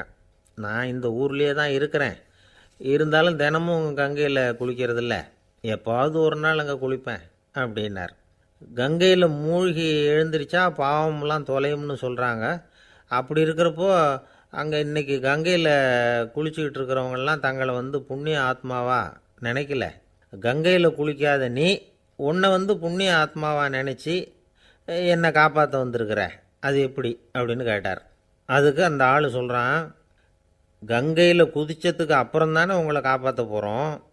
அப்படி குதிக்கும் பொழுது என்னுடைய பாவம்லாம் போயிருக்கும்ல, நான் புண்ணிய ஆத்மாவாக ஆயிருப்பேனே, அதனால தான் துணிஞ்சு வந்து உங்களை காப்பாற்றினேன் அப்படின்னா. கடவுளும் தேவியும் அவனுக்கு வந்து காட்சி கொடுத்தாங்களாம். இப்படி ஒரு கதை உண்டு. அதாவது கங்கையில் குளிச்சுக்கிட்டு இருக்கிறவங்களுக்கே தங்களுடைய பாவம் போகுங்கிற நம்பிக்கை பரிபூர்ணமாக இல்லை. குளிக்காத ஒருத்தனுக்கு அந்த நம்பிக்கை இருந்தது. அதனால் அவனால் கடவுளை பார்க்க முடிஞ்சுது. கடவுளை வந்து நாமளும் பார்க்க முடியுமா முடியாதா அப்படிங்கிற குழப்பம்லாம் நமக்கு வேண்டியதில்லை. நம்பிக்கையோடு வாழணுங்கிற உண்மையை மட்டும் இந்த கதையிலேருந்து புரிஞ்சுக்கிட்டால் போதும். ஏன்னா இந்த கதையை கேட்டுட்டு ஒரு நண்பன் குதர்க்கமாக ஒரு கேள்வி கேட்டான். ஏன் சார், கங்கையில் குளித்தா பாவம் போயிடும்னு சொல்கிறீங்களே, நான் எனக்கு வேண்டாத ஒருத்தனை அழைச்சிட்டு போய் கங்கையிலேயே தள்ளி விட்டுட்டு அதுக்கப்புறம் அங்கேயே முழுக்க போட்டுட்டு நான் செஞ்ச பாவத்தை வந்து அதுலேயே கழுவி விட்டுட்டு மறுபடியும் உங்ககிட்ட வந்துடுறேன்னு வச்சுக்கோங்க, நீங்கள் என்னை வந்து புண்ணிய ஆத்மான்னு ஏற்றுக்குவீங்களா அப்படிங்கிறான். ஆள் கொஞ்சம் ஆசைந்தான், நம்மளே அங்கே அழைச்சிட்டு போனாலும் போயிடுவான். ஒரு கடைக்கு போனேன், 5 ரூபா பணத்தை எடுத்து கொடுத்தேன். ஒரு தினசரி பத்திரிகையை கேட்டேன். அவர் உடனே அங்கே அடுக்கி வச்சிருந்த பத்திரிகையில் ஒன்று எடுத்து என் கையில் கொடுத்தார். வாங்கிக்கிட்டேன். மீதி பணத்தை எடுத்தார். அதையும் என் கையில் கொடுக்கணும்ல, கொடுக்கல. எதிரில் இருந்த பலகையில் வச்சு எடுத்துக்க சொன்னார். எப்பவும் அவர் அப்படி தான் பண்ணுவார். நானும் எடுத்துக்கிட்டு வந்துடுவேன். இவர் ஏன் இப்படி பண்ணுறாருங்கிறது எனக்கு ரொம்ப நாளாக ஒரு சந்தேகம். ஒரு நாள் அவர்கிட்டயே இதை கேட்டுவிட்டேன். ஏங்க, நீங்கள் உங்கள் கடைக்கு வந்து பொருள்கள் வாங்குறவங்களுக்கு நீங்கள் பாக்கி சில்லறையை கொடுக்குறப்போ பலகையில் வச்சு விட்றீங்க, கையில் கொடுக்க மாட்டேங்கிறீங்களே, ஏன் அப்படின்னு கேட்டேன். காசை கையில் கொடுத்தா நம்மக்கிட்ட இருக்கிற லட்சுமி போயிடுவா சார் அப்படின்னார். அதாவது பணம் செலவாயிடும் அப்படின்னு அர்த்தமா. இன்னொரு நண்பர், அவர் ஒரு நாள் வழக்கத்துக்கு மாறா ரொம்ப சோகமாக உட்காந்துருக்கிறார். ஏங்க என்னாச்சு, ஏன் இப்படி கப்பலே கவிழ்ந்தது மாதிரி உட்காந்துருக்குறீங்க அப்படின்னு கேட்டேன். கப்பலே கவிழ்ந்திருந்தா கூட நான் இப்படி கவலைப்பட மாட்டேன் சார், வேற ஒன்று நடந்து போச்சுன்னார். என்னன்னு கேட்டேன். என் உச்சந்தலையில் பள்ளி ஒன்று விழுந்துட்டுதுன்னார். அதுக்காகவா இப்படி அப்படின்னு ஆச்சரியப்பட்டேன். ஆமாங்க, பள்ளி உச்சந்தலையில் விழுந்தா பலன் என்னன்னு பஞ்சாங்கத்தில் பார்த்தேன், மரணம்னு போட்டிருக்கு அப்படின்னு சொல்லிவிட்டு அவர் தொடர்ந்து கவலைப்பட ஆரம்பிச்சிட்டார். இப்படியும் ஒருத்தர், என் கூட வேலை பார்க்குற ஒருத்தர் எப்படி தெரியுமா, தினமும் வலது காலை வச்சு தான் ஆஃபீஸுக்கு உள்ளே நுழைவார். என்னைக்காவது தவறுதலாக இடது காலை வச்சு உள்ளே வந்துட்டார்னா அன்னைக்கு பூரா மனசு சங்கடப்படுவார். எந்த வேலையும் சரியாக ஓடாது. கேரம் போர்டு ஆடுற ஒருத்தர் எப்போ ஆட உட்காந்தாலும் ஸ்ட்ரைக்கரை கை தவறி கீழே விழுற மாதிரி பண்ணி அதுக்கப்புறம் அதை எடுத்துக்கிட்டு ஆட உட்காருவார். ஏன்னா எப்போ ஒரு தடவை நிஜமாவே அது வந்து கை தவறி கீழே விழுந்திருக்குது. அன்னைக்கு பிரமாதமாக ஜெயிச்சுட்டார். உடனே ஒரு முடிவுக்கு வந்துட்டார், கை தவறுனா லாபம் அப்படின்னு. அதுக்கப்புறம் அதையே பழக்கமாக்கிக்கிட்டார். பூனை குறுக்க போனால் சகனம் சரியில்லைன்னு நினைக்கிறவங்க உண்டு. ஆனால் ஒருத்தர் எப்படி தெரியுமா, அவர் வெளியில் கிளம்புற சமயம் பக்கத்து வீட்டு ரேடியோவில் மியாவ் மியாவ் பூனை குட்டின்னு பாட்டு சத்தம் கேட்டால் கூட போதும், சகனம் சரியில்லைன்னு பிரயாணத்தை கேன்சல் பண்ணிவிடுவார். இப்போ இவ்வளவும் எதுக்கு சொல்கிறோம்னா, அளவுக்கு மீறின சகுன நம்பிக்கைகள் இருக்கு பாருங்க, இதோட பயமும் சேர்ந்துக்கிட்டதுன்னு வச்சுக்கோங்க, இது ஒருத்தருடைய மனநிலையை பாதிச்சிடும். இது உளவியல் நிபுணர்கள் சொல்கிற கருத்து. வாழ்க்கையே தடுமாற வச்சிரும். பாதுகாப்பு இல்லாத உணர்வு, ஒரு விதமான டிப்ரெஷன் மனநிலை, இதெல்லாம் தான் இதுக்கு காரணமாக அமையலாம். சில பேர் காய்கறி நறுக்க கத்தியை கையில் எடுத்தால் கூட நேரம் சரியாக இருக்கா அப்படின்னு பார்த்துட்டு தான் வேலையை ஆரம்பிக்கிறது வழக்கம். அறிவு தான் மனசுக்கு வாத்தியாராக இருக்கணும். அப்போ தான் வாழ்க்கை நிம்மதியாக இருக்கும். அறிவு மனசு சொல்கிறபடியெல்லாம் கேட்க ஆரம்பிச்சுட்டுதுன்னா இடைஞ்சல் தான். ஒருத்தருக்கு 7ஆம் நம்பர் தான் ராசியான நம்பரான். 7ஆம் தேதி தான் எந்த காரியத்தையும் ஆரம்பிப்பாராம். 7 எழுத்து வர்றது மாதிரி பேரை மாற்றி வச்சுக்கிட்டார். 7 மணிக்கு தான் தினமும் எழுந்திருப்பார். 7ஆம் நம்பர் வீட்டில் தான் குடியிருக்கார். கல்யாணம் கூட 7ஆம் தேதி தான் பண்ணிக்கிட்டார். அவர் ஒரு நாள் குதிரை பந்தயத்துக்கு போனாராம். குதிரையோட பேரையெல்லாம் பார்த்தார். ஒரு குதிரையோட பேர் 7 எழுத்தில் அமைஞ்சிருந்தது. 7 தானே இவருக்கு அதிர்ஷ்ட நம்பர். அதனால் உடனே அது பேரில் பணத்தை கட்டினார். பந்தயம் நடந்தது. என்ன சார் ஆச்சுன்னு கேட்டாங்க.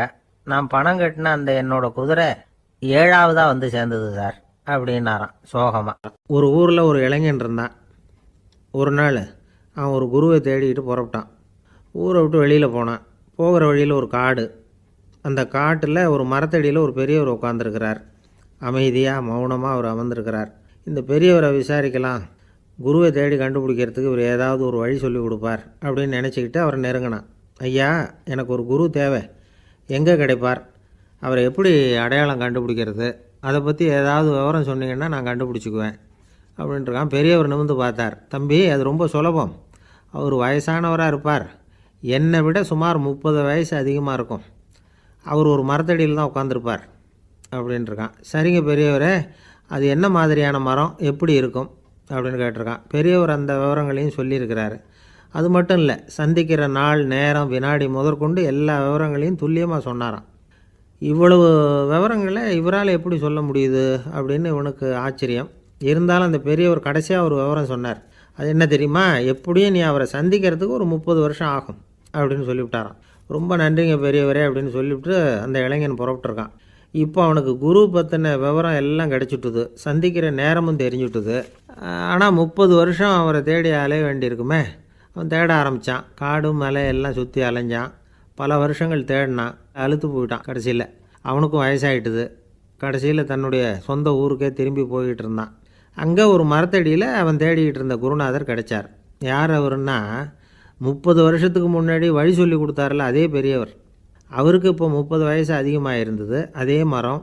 அன்னைக்கு பெரியவர் சொன்ன அடையாளம் இப்போ பொருத்தமாக இருந்தது. இப்போ அந்த பெரியவர் சொன்னார், சரியாக சேர்ந்துட்டேன், வா, உனக்காக தான் நான் இவ்வளவு காலமும் காத்துக்கிட்டு இருந்தேன் அப்படின்னாராம். என்ன சொல்கிறீங்கன்றிருக்கான். 30 வருஷத்துக்கு முன்னாடி என்கிட்ட வந்தியே, அப்போவே என் காலம் முடிஞ்சு போயிருந்தது. அப்போவே என்ன உனக்கு அடையாளம் தெரியல, அதனால் இவ்வளவு காலம் உனக்காக காத்துட்ருக்கும்படி ஆகிட்டுது அப்படின்னாராம். ஐயா, அப்போவே நீங்கள் சொல்லியிருக்கலாமே, இதுதான் 30 வருஷம் கழித்து நீ சந்திக்க போகிற இடம், நான் தான் உன்னுடைய குரு அப்படின்னு சொல்லியிருக்கலாமே அப்படின்ட்டுருக்கான். அந்த பெரியவர் சிரிச்சுக்கிட்டே இதுக்கு பதில் சொன்னாராம். நான் எவ்வளவோ விவரமாக தான் சொன்னேன், நீ சரியாக புரிஞ்சிக்கல. காரணம், அப்போது நீ போதுமான அளவுக்கு பக்குவம் பெற்றிருக்கவில்லை.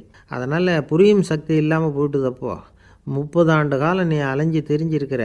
அது காரணமாக இப்போ உனக்கு அந்த பக்குவம் வந்துட்டுது. அதனால தான் அடையாளம் காண முடிஞ்சுது. நானே உன்னுடைய குரு அப்படின்னாராம். இதிலேருந்து என்ன தெரியுதுன்னா, ஆன்மீகத்தில் மாணவனாக சேர்றதுக்கு கூட ஒரு பக்குவத்தன்மை தேவைப்படுது. ஒரு பெரிய ஞானி, அவர்கிட்ட சீடனாக இருக்க ஒருத்தன் வந்தான். எதிரில் நின்னான்.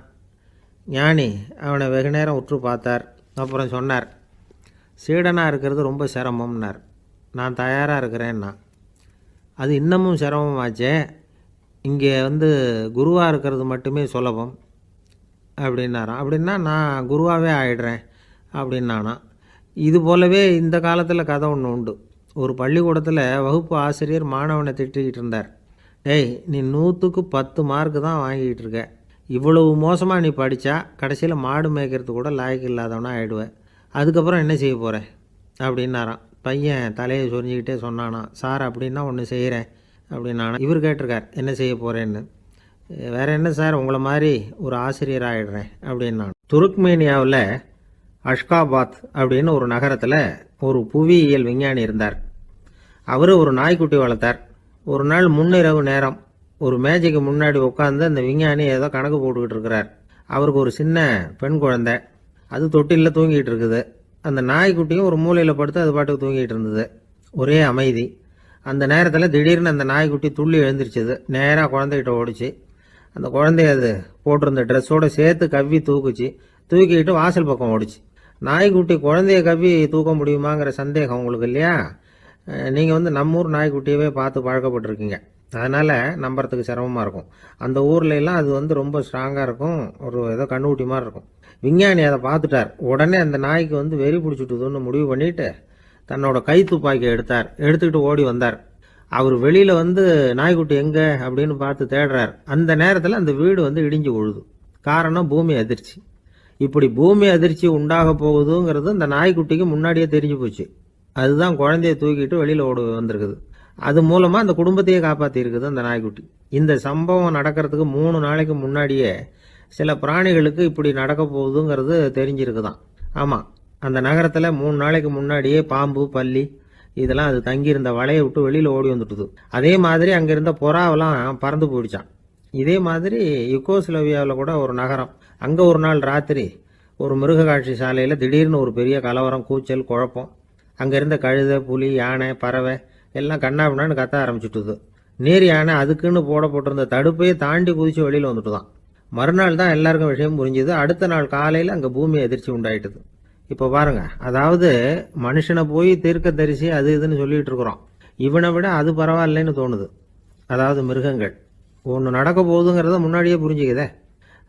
சரி, இதெல்லாம் எப்படி அது முன்கூட்டி புரிஞ்சுக்குது? அதுதான் படைப்பு ரகசியம். அதை கண்டுபிடிக்கிறதுக்கு தான் மனுஷன் ஆராய்ச்சி பண்ணிட்டு இருக்கிறான். விஞ்ஞானிகளோட ஆராய்ச்சியெல்லாம் ஒரு பக்கம் இருக்கட்டும், வீட்டுக்குள்ளேயே சில ஆராய்ச்சி பண்ணி பாருங்களேன். இப்போ சில யோசனை சொல்லி அதை சோதனை பண்ணி பாருங்க அப்படின்னு ஒருத்தர் சொன்னாராம். அதாவது இப்போ மழை வருமா வராதா அப்படின்னு தெரிஞ்சுக்கணுமா, உடனே ஒரு பூனைக்குட்டி பின்னாடியே மெதுவாக போய் அது என்ன செய்யுதுன்னு கவனித்து பார்க்கணும். பூனைக்குட்டி தன்னோட பாதத்தினால சுகத்தில் அப்படி கீறிக்கிட்டு இருக்கும். அப்படி கீறினா கண்டிப்பாக மழை வரும். சில சமயம் பூனைக்குட்டி அப்படி மல்லாந்து படுத்துக்கிட்டு பாதத்தை உயர தூக்கும், அப்படியும் புரளும். இப்படி செஞ்சதுன்னா அன்னைக்கும் மழை இருக்காது. அதனால் முன்னாடி இருந்தது மழை வர்றதுக்கு அறிகுறி, இது மழை இல்லைங்கிறதுக்கு அறிகுறி. பறவைகள், பிராணிகள் இதுகளோட நடவடிக்கைகளை பார்த்துட்டு அதையெல்லாம் அடிப்படையாக வச்சு தான் காலநிலையை கண்டுபிடிக்கிற கருவிகளை கண்டுபிடிச்சிருக்கிறாங்க. வாத்து இருக்குல்ல, சில சமயம் தன்னோட அழகை தன்னோட இறகுகளில் அப்படியே புதைச்சிக்கும். அப்படி செஞ்சால் குளிர்காலம் வரப்போகுதுன்னு அர்த்தம். பருவநிலை குளிராக மாறப்போகுதுங்கிறதுக்கு இதுதான் அறிகுறி. சிட்டுக்குருவி இருக்குதுல்ல, அதெல்லாம் புழுதியில் உழுந்து புரளும், சிறகுகளை படபடன்னு அடிச்சுக்கும். அப்படி செஞ்சால் மழை வரப்போகுதுன்னு அர்த்தம். ஒன்று மட்டும் நாம் நல்லா தெரிஞ்சுக்கணும், இயற்கையின் சீற்றம்னு சொல்கிறோம் இல்லையா, இயற்கை ஏன் நம்ம மேலே கோவப்படுது? இயற்கையை நாம் அனுசரித்து போகிறதில்ல, அதனால் கோவப்படுது. காடுகளை அழிக்கப்படாது, விலங்குகளை கொல்லப்படாது, இயற்கை ஏற்படுத்தி வச்சிருக்கிற சமநிலையை கெடுக்கப்படாது. அதை புரிஞ்சுக்கிட்டு வாழ்ந்தோம்னா பூமியும் நடுங்காது, நாமளும் நடுங்க வேண்டிய அவசியம் இருக்காது. ஒருத்தர் இருந்தார், சாராய கடைக்கு போனாராம், நிறைய சாப்பிட்டார். அப்புறம் சொன்னார், இது ரொம்ப அற்புதமான சரக்கு போல இருக்கு, உள்ளே போன உடனே இந்த பூமியே நடுங்கிறது மாதிரி இருக்கு எனக்கு அப்படின்னாராம். இதுக்கு கடைக்காரர் சொல்லியிருக்கார், நீங்கள் சாப்பிட்டது வெறும் பச்சை தண்ணி தாங்க, இப்போ ஏற்பட்டிருக்கிறது நிஜம் பூமி அதிர்ச்சி அப்படின்னார். ஒரு விவசாயி விதைக்கிறதுக்காக வயல்வெளி பக்கம் போறார். விதைகளை அள்ளி வீசினார். அப்போ என்ன ஆச்சுன்னா, சில விதைகள் பாதை ஓரத்தில் விழுந்தது, சில விதைகள் முள் செடிகள் மண்டி இருந்த புதருக்கு இடையில விழுந்தது, சில விதைகள் நல்ல நிலத்தில் விழுந்தது. பாதை ஓரத்தில் விழுந்த விதை என்ன ஆச்சுன்னா, அதெல்லாம் பறவைகள் கண்ணில் போட்டுவிட்டுது. உடனே உட்காந்து கொத்தி தின்னுட்டு போட்டுது. அதிகமாக மண் இல்லாத பாறை பகுதியில் விழுந்த விதையெல்லாம் லேசாக வேர் விட்டு முளைக்க ஆரம்பிச்சுது. அதுக்கப்புறம் வேர் கீழேயும் ஆழமாக போக முடியல, மேலேயும் சூரிய வெப்பம் அதிகம் தாங்க முடியல, எல்லாம் காஞ்சி கருகி போட்டுது. புதர் பகுதியில் சில விதைகள் விழுந்தது இல்லையா, முள் செடிகள் காடாக மண்டி போயிருந்தது. அதனால் முளைச்சி வர்ற செடிக்கு நெருக்கடி அதிகமாக போட்டுது, சரியாக வளர முடியல, விளைச்சலும் சரியா இல்லை. நல்ல நிலத்தில் விழுந்த விதைகள் மட்டும் நல்லா முளைச்சிது, நல்லா வளர்ந்தது, விளைச்சலும் பிரமாதமாக இருந்தது. இந்த கதையை சொல்லிவிட்டு கேட்க செவியுள்ளோர் கேட்கட்டும் அப்படிங்கிறார் இயேசு பெருமான். ஆமாம், இயேசு கடலில் நின்ற படகு ஒன்றில் உட்காந்துருக்கிறார். கடற்கரையில் ஏராளமான மக்கள் உட்காந்துருக்கிறாங்க. அந்த சமயத்தில் தான் இயேசு ஓமைகள் மூலமாக மக்களுக்கு பல உண்மைகளை சொல்லிகிட்டு இருக்கிறார். மக்கள் அந்த கதையை கேட்டுட்டு ஒன்றும் புரியாமல் முழிக்கிறாங்க. அதை கவனித்த இயேசு அந்த ஓமையை விளக்க ஆரம்பித்தார். இதில் அந்த விதைக்கிறவர் தான் இறைவன். அவருடைய வார்த்தைகளை விதைக்கிறார். அந்த வார்த்தைகளை கேட்கிற மக்கள் அந்த விழுந்த விதைகள் மாதிரி 4 வகையானவர்கள். சில பேர் பாதை ஓரத்தில் விழுந்த விதைகள் மாதிரி. இறைவன் வார்த்தைகளை அவங்க கேட்குறாங்க, ஆனால் தீய எண்ணங்கள் செய்கைகள் மூலமாக விதைக்கப்பட்ட வார்த்தைகள் அழிஞ்சு போடுது. இறைவன் வார்த்தைகளை கேட்ட உடனே மகிழ்ந்து போய் உடனே சில பேர் அதை ஏற்றுக்கிறாங்க. இவங்கெல்லாம் அந்த பாறை பகுதியில் விழுந்த விதைகள் மாதிரி. அதனால் இவங்கெல்லாம் வேறு இல்லாதவங்க. கொஞ்ச காலத்துக்கு இறை வார்த்தைகளுக்கு கீழ்ப்படிந்து நடப்பாங்க. அதனால் ஏதாவது இடைஞ்சல் ஏற்பட்டால் உடனே தடுமாறுவாங்க. தங்கள்கிட்ட இருக்கிற நல்ல பண்புகளை விட்டுட்டு பாவ வழிகளுக்கு போயிடுவாங்க. முள் செடிகளுக்கு இடையில விழுந்த விதைகள் மாதிரி உள்ளவங்க யாருன்னா, இவங்களுக்கு உலக கவலை உண்டு, செல்வத்தின் மீது மயக்கம் உடையவர்கள். உலக ஆசைகள் இவங்களுக்குள்ள பூந்துடுறதுனால அங்கே இருக்கிற நல்ல பண்புகள் மறைஞ்சு போயிடுது. அதனால் அவங்களும் உபயோகம் இல்லாதவங்களா ஆயிடுறாங்க. நல்ல மனிதர்கள் நல்ல நிலத்தில் விழுந்த விதைகளுக்கு ஒப்பானவர்கள். இவங்க இறை வார்த்தையை கேட்குறாங்க, அதை ஏற்றுக்கிறாங்க, அவங்களும் நல்லபடியாக வாழுறாங்க, அடுத்தவங்களுக்கும் உபயோகமாக இருப்பாங்க. இதுதான் இயேசு சொன்ன விளக்கம். நல்ல வார்த்தைகளை கேளுங்கள், நல்ல வார்த்தைகளை ஏற்றுக்கொள்ளுங்கள், அடுத்தவங்களுக்கு உபயோகமாக இருங்க. இதுதான் பெரியவங்கள்லாம் நமக்கு சொல்லுகிற உபதேசம். ஒரு அப்பா தன்னுடைய மகனுக்கு உபதேசம் பண்ணார். இதை பாருப்பா, நல்ல வார்த்தைகளை கேட்கணும், எப்போதுமே மகன் அப்பா பேச்சை கேட்கறது நல்லது அப்படின்னாராம். நீ ஏதாவது ஒரு தப்பு பண்ணால் என் தலையில் ஒரு முடி நரைச்சி வெள்ளையாக போடும்பா, நீ செய்கிற ஒவ்வொரு தப்புக்கும் என் தலையில் ஒவ்வொரு முடி வெள்ளையாயிடும் அப்படின்னாராம். பையன் யோசிச்சான், அப்பா இப்போதான் எனக்கு புரியுது, தாத்தாவோட தலைமுடி பூராவும் வெள்ளையா இருக்கிறதுக்கு என்ன காரணம்ங்கிறது எனக்கு இப்போதான் புரியுது அப்படின்னா. ஜவஹர்லால் நேரு பிரதமராக இருந்த சமயம் அவர் ஒரு தடவை சென்னைக்கு வந்திருக்கிறார். இங்கே சில முக்கிய நிகழ்ச்சிகளில் கலந்துக்கிறதுக்காக வந்திருந்தார். ஆளுநர் மாளிகையில் ஒரு நாள் ராத்திரி தங்கி மறுநாள் புதுடெல்லி புறப்படுறதாக ஏற்பாடு. நிகழ்ச்சியிலெல்லாம் முடிச்சுக்கிட்டு ஆளுநர் மாளிகையில் தங்கி இருக்கிறார். அன்றைக்கு இரவு படிக்கிறதுக்கு ஒரு முக்கியமான புத்தகம் அவருக்கு தேவைப்பட்டது. அந்த சமயத்தில் உலக அளவில் ஒரு முக்கியமான பொருளாதாரம் சம்பந்தமான ஒரு புத்தகம் வெளியாகி இருக்கிற விஷயம் அவருக்கு தெரியும். அந்த புத்தகம் மெட்ராஸுக்கு வந்திருக்குமா, அது இங்கே கிடைக்குமா அப்படின்னு விசாரிச்சிருக்கிறார் நேருஜி. அவர் இப்படி கேட்ட உடனே அங்கே இருந்தவங்கெல்லாம் ரொம்ப பரபரப்பாக செயல்பட ஆரம்பிச்சுட்டாங்க. முக்கியமான இடங்கள்ல எல்லாம் விசாரிச்சிருக்கிறாங்க, அந்த புத்தகம் உங்ககிட்ட இருக்கான்னு. சென்னையில் உள்ள கன்னிமாரா நூல் நிலையத்துக்கு எப்படியும் அந்த புத்தகம் வந்திருக்கணும் அப்படின்னு ஒரு நம்பிக்கை. அங்கே விசாரித்தாங்க. அந்த புத்தகம் 2 நாளைக்கு முன்னாடி தான் அங்கே வந்திருக்குது அப்படிங்கிற விஷயம் தெரிஞ்சுது. உடனே எல்லாரும் அங்கே ஓடினாங்க. அவங்களுக்கு இன்னொரு சந்தேகம், புத்தகம் வந்திருக்கு சரி, அது இந்த சமயத்தில் வேற யாரும் படிக்கிறதுக்கு எடுத்துகிட்டு போயிருக்கக்கூடாதே அப்படிங்கிற சந்தேகம். இருந்தாலும் மனசுக்குள்ள ஒரு தைரியம், இப்படி ஒரு புத்தகம் வெளிவந்திருக்கிற விஷயமே நேருஜி சொல்லி தான் நமக்கே தெரியும். அதுவும் இல்லாமல் உலக பொருளாதாரம் சம்பந்தமான ஏதோ ஒரு புத்தகம் அது, அதை போய் இந்த நேரத்தில் அவ்வளவு ஆர்வமாக யார் எடுத்துகிட்டு போயிட போகிறாங்க அப்படிங்கிற தைரியம். இந்த தைரியத்தோடு அந்த நூல் நிலையத்துக்கு ஓடினாங்க. புத்தகத்தை தேடினா அது கிடைக்கல, யாரோ எடுத்துகிட்டு போயிருக்கிறாங்க. நேருவுக்கு மட்டுமே தெரிஞ்சிருந்த அந்த புத்தகம் பற்றின விஷயம் சென்னையில் வேற ஒருத்தருக்கும் தெரிஞ்சிருக்குது. உடனே எல்லாரும் பரபரப்பா அந்த அதுக்குன்னு இருக்கிற ரிஜிஸ்டர் இருக்குல்ல, பதிவேடு, அதை புரட்டி பார்க்குறாங்க யார் எடுத்துகிட்டு போகிறாங்கன்னு தெரிஞ்சுக்கிறதுக்காக. எடுத்துகிட்டு போனவங்க அதில் கையெழுத்து போட்டிருப்பாங்கல்ல, அதை பார்த்து யாருன்னு தெரிஞ்சுக்கலாம் அப்படிங்கிறதுக்காக தான் அதை புரட்டுறாங்க. அதோ அந்த புத்தகத்தோட பேர் பக்கத்தில் அதை எடுத்துக்கிட்டு போனவங்க கையெழுத்து உத்து பார்க்குறாங்க எல்லாரும். அதில் போட்டிருக்குது பேர் CN அண்ணாதுரை அப்படின்னு எழுதியிருந்தது. அவர் தான் பேரறிஞர் அண்ணா. நேரு படிக்க விரும்பின ஒரு புத்தகத்தை அதே நேரம் படிக்க விரும்பின இன்னொரு தலைவர் இவர். படிக்கிறதுல அவருக்கு இருந்த ஆர்வத்தை நாம் தெரிஞ்சுக்கணும்னா அதுக்கு எவ்வளவோ சம்பவங்கள் இருக்குது. கடைசி காலத்தில் அவர் அடையாறு மருத்துவமனையில் படுத்திருக்கிறார். அவருக்கு ஒரு முக்கியமான அறுவை சிகிச்சை செய்ய வேண்டியிருக்குது அவசரமாக. அமெரிக்காவிலேருந்து டாக்டர் மில்லர் வந்திருக்கிறார். அவர்கிட்ட கேட்குறார், டாக்டர் நாளைக்கே அறுவை சிகிச்சை செய்ய போகிறீங்களா அப்படின்னு. ஆமாங்கிறார் டாக்டர் மில்லர். நாளைக்கு மறுநாள் செஞ்சுக்கிறேனே அப்படின்னாரான் அண்ணா. ஏன் ஏதாவது நாள் பார்க்குறீங்களான்னு கேட்டிருக்கார். இல்லை, ஒரு புத்தகத்தை படிச்சுக்கிட்டு இருக்கிறேன், அதை நாளைக்குள்ளே முடிச்சிருவேன், அதுக்கப்புறம் நான் இறந்தாலும் கவலை இல்லை அப்படின்னாரான் இவர். அவர் தான் அறிஞர் அண்ணா.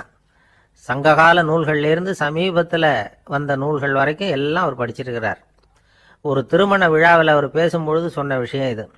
சங்க காலத்தில் காதலியை மணக்க விரும்புகிறவனுக்கு அவனுடைய தந்தை வீர சோதனைகள்லாம் வைப்பார். போய் புலிப்பல் கொண்டுக்கிட்டு வா, அப்போ தான் என் பொண்ணை கொடுப்பேன் அப்படின்னு சொல்லுவார். காதலன் உடனே காட்டுக்கு போவான், ஒரு புலியை கொன்று அதனுடைய பல்லை கொண்டுகிட்டு வருவான். அதை வீர பதக்கத்தில் பதிச்சு அவனுக்கு மாமனார் சூட்டுவார் கல்யாண சமயத்தில்.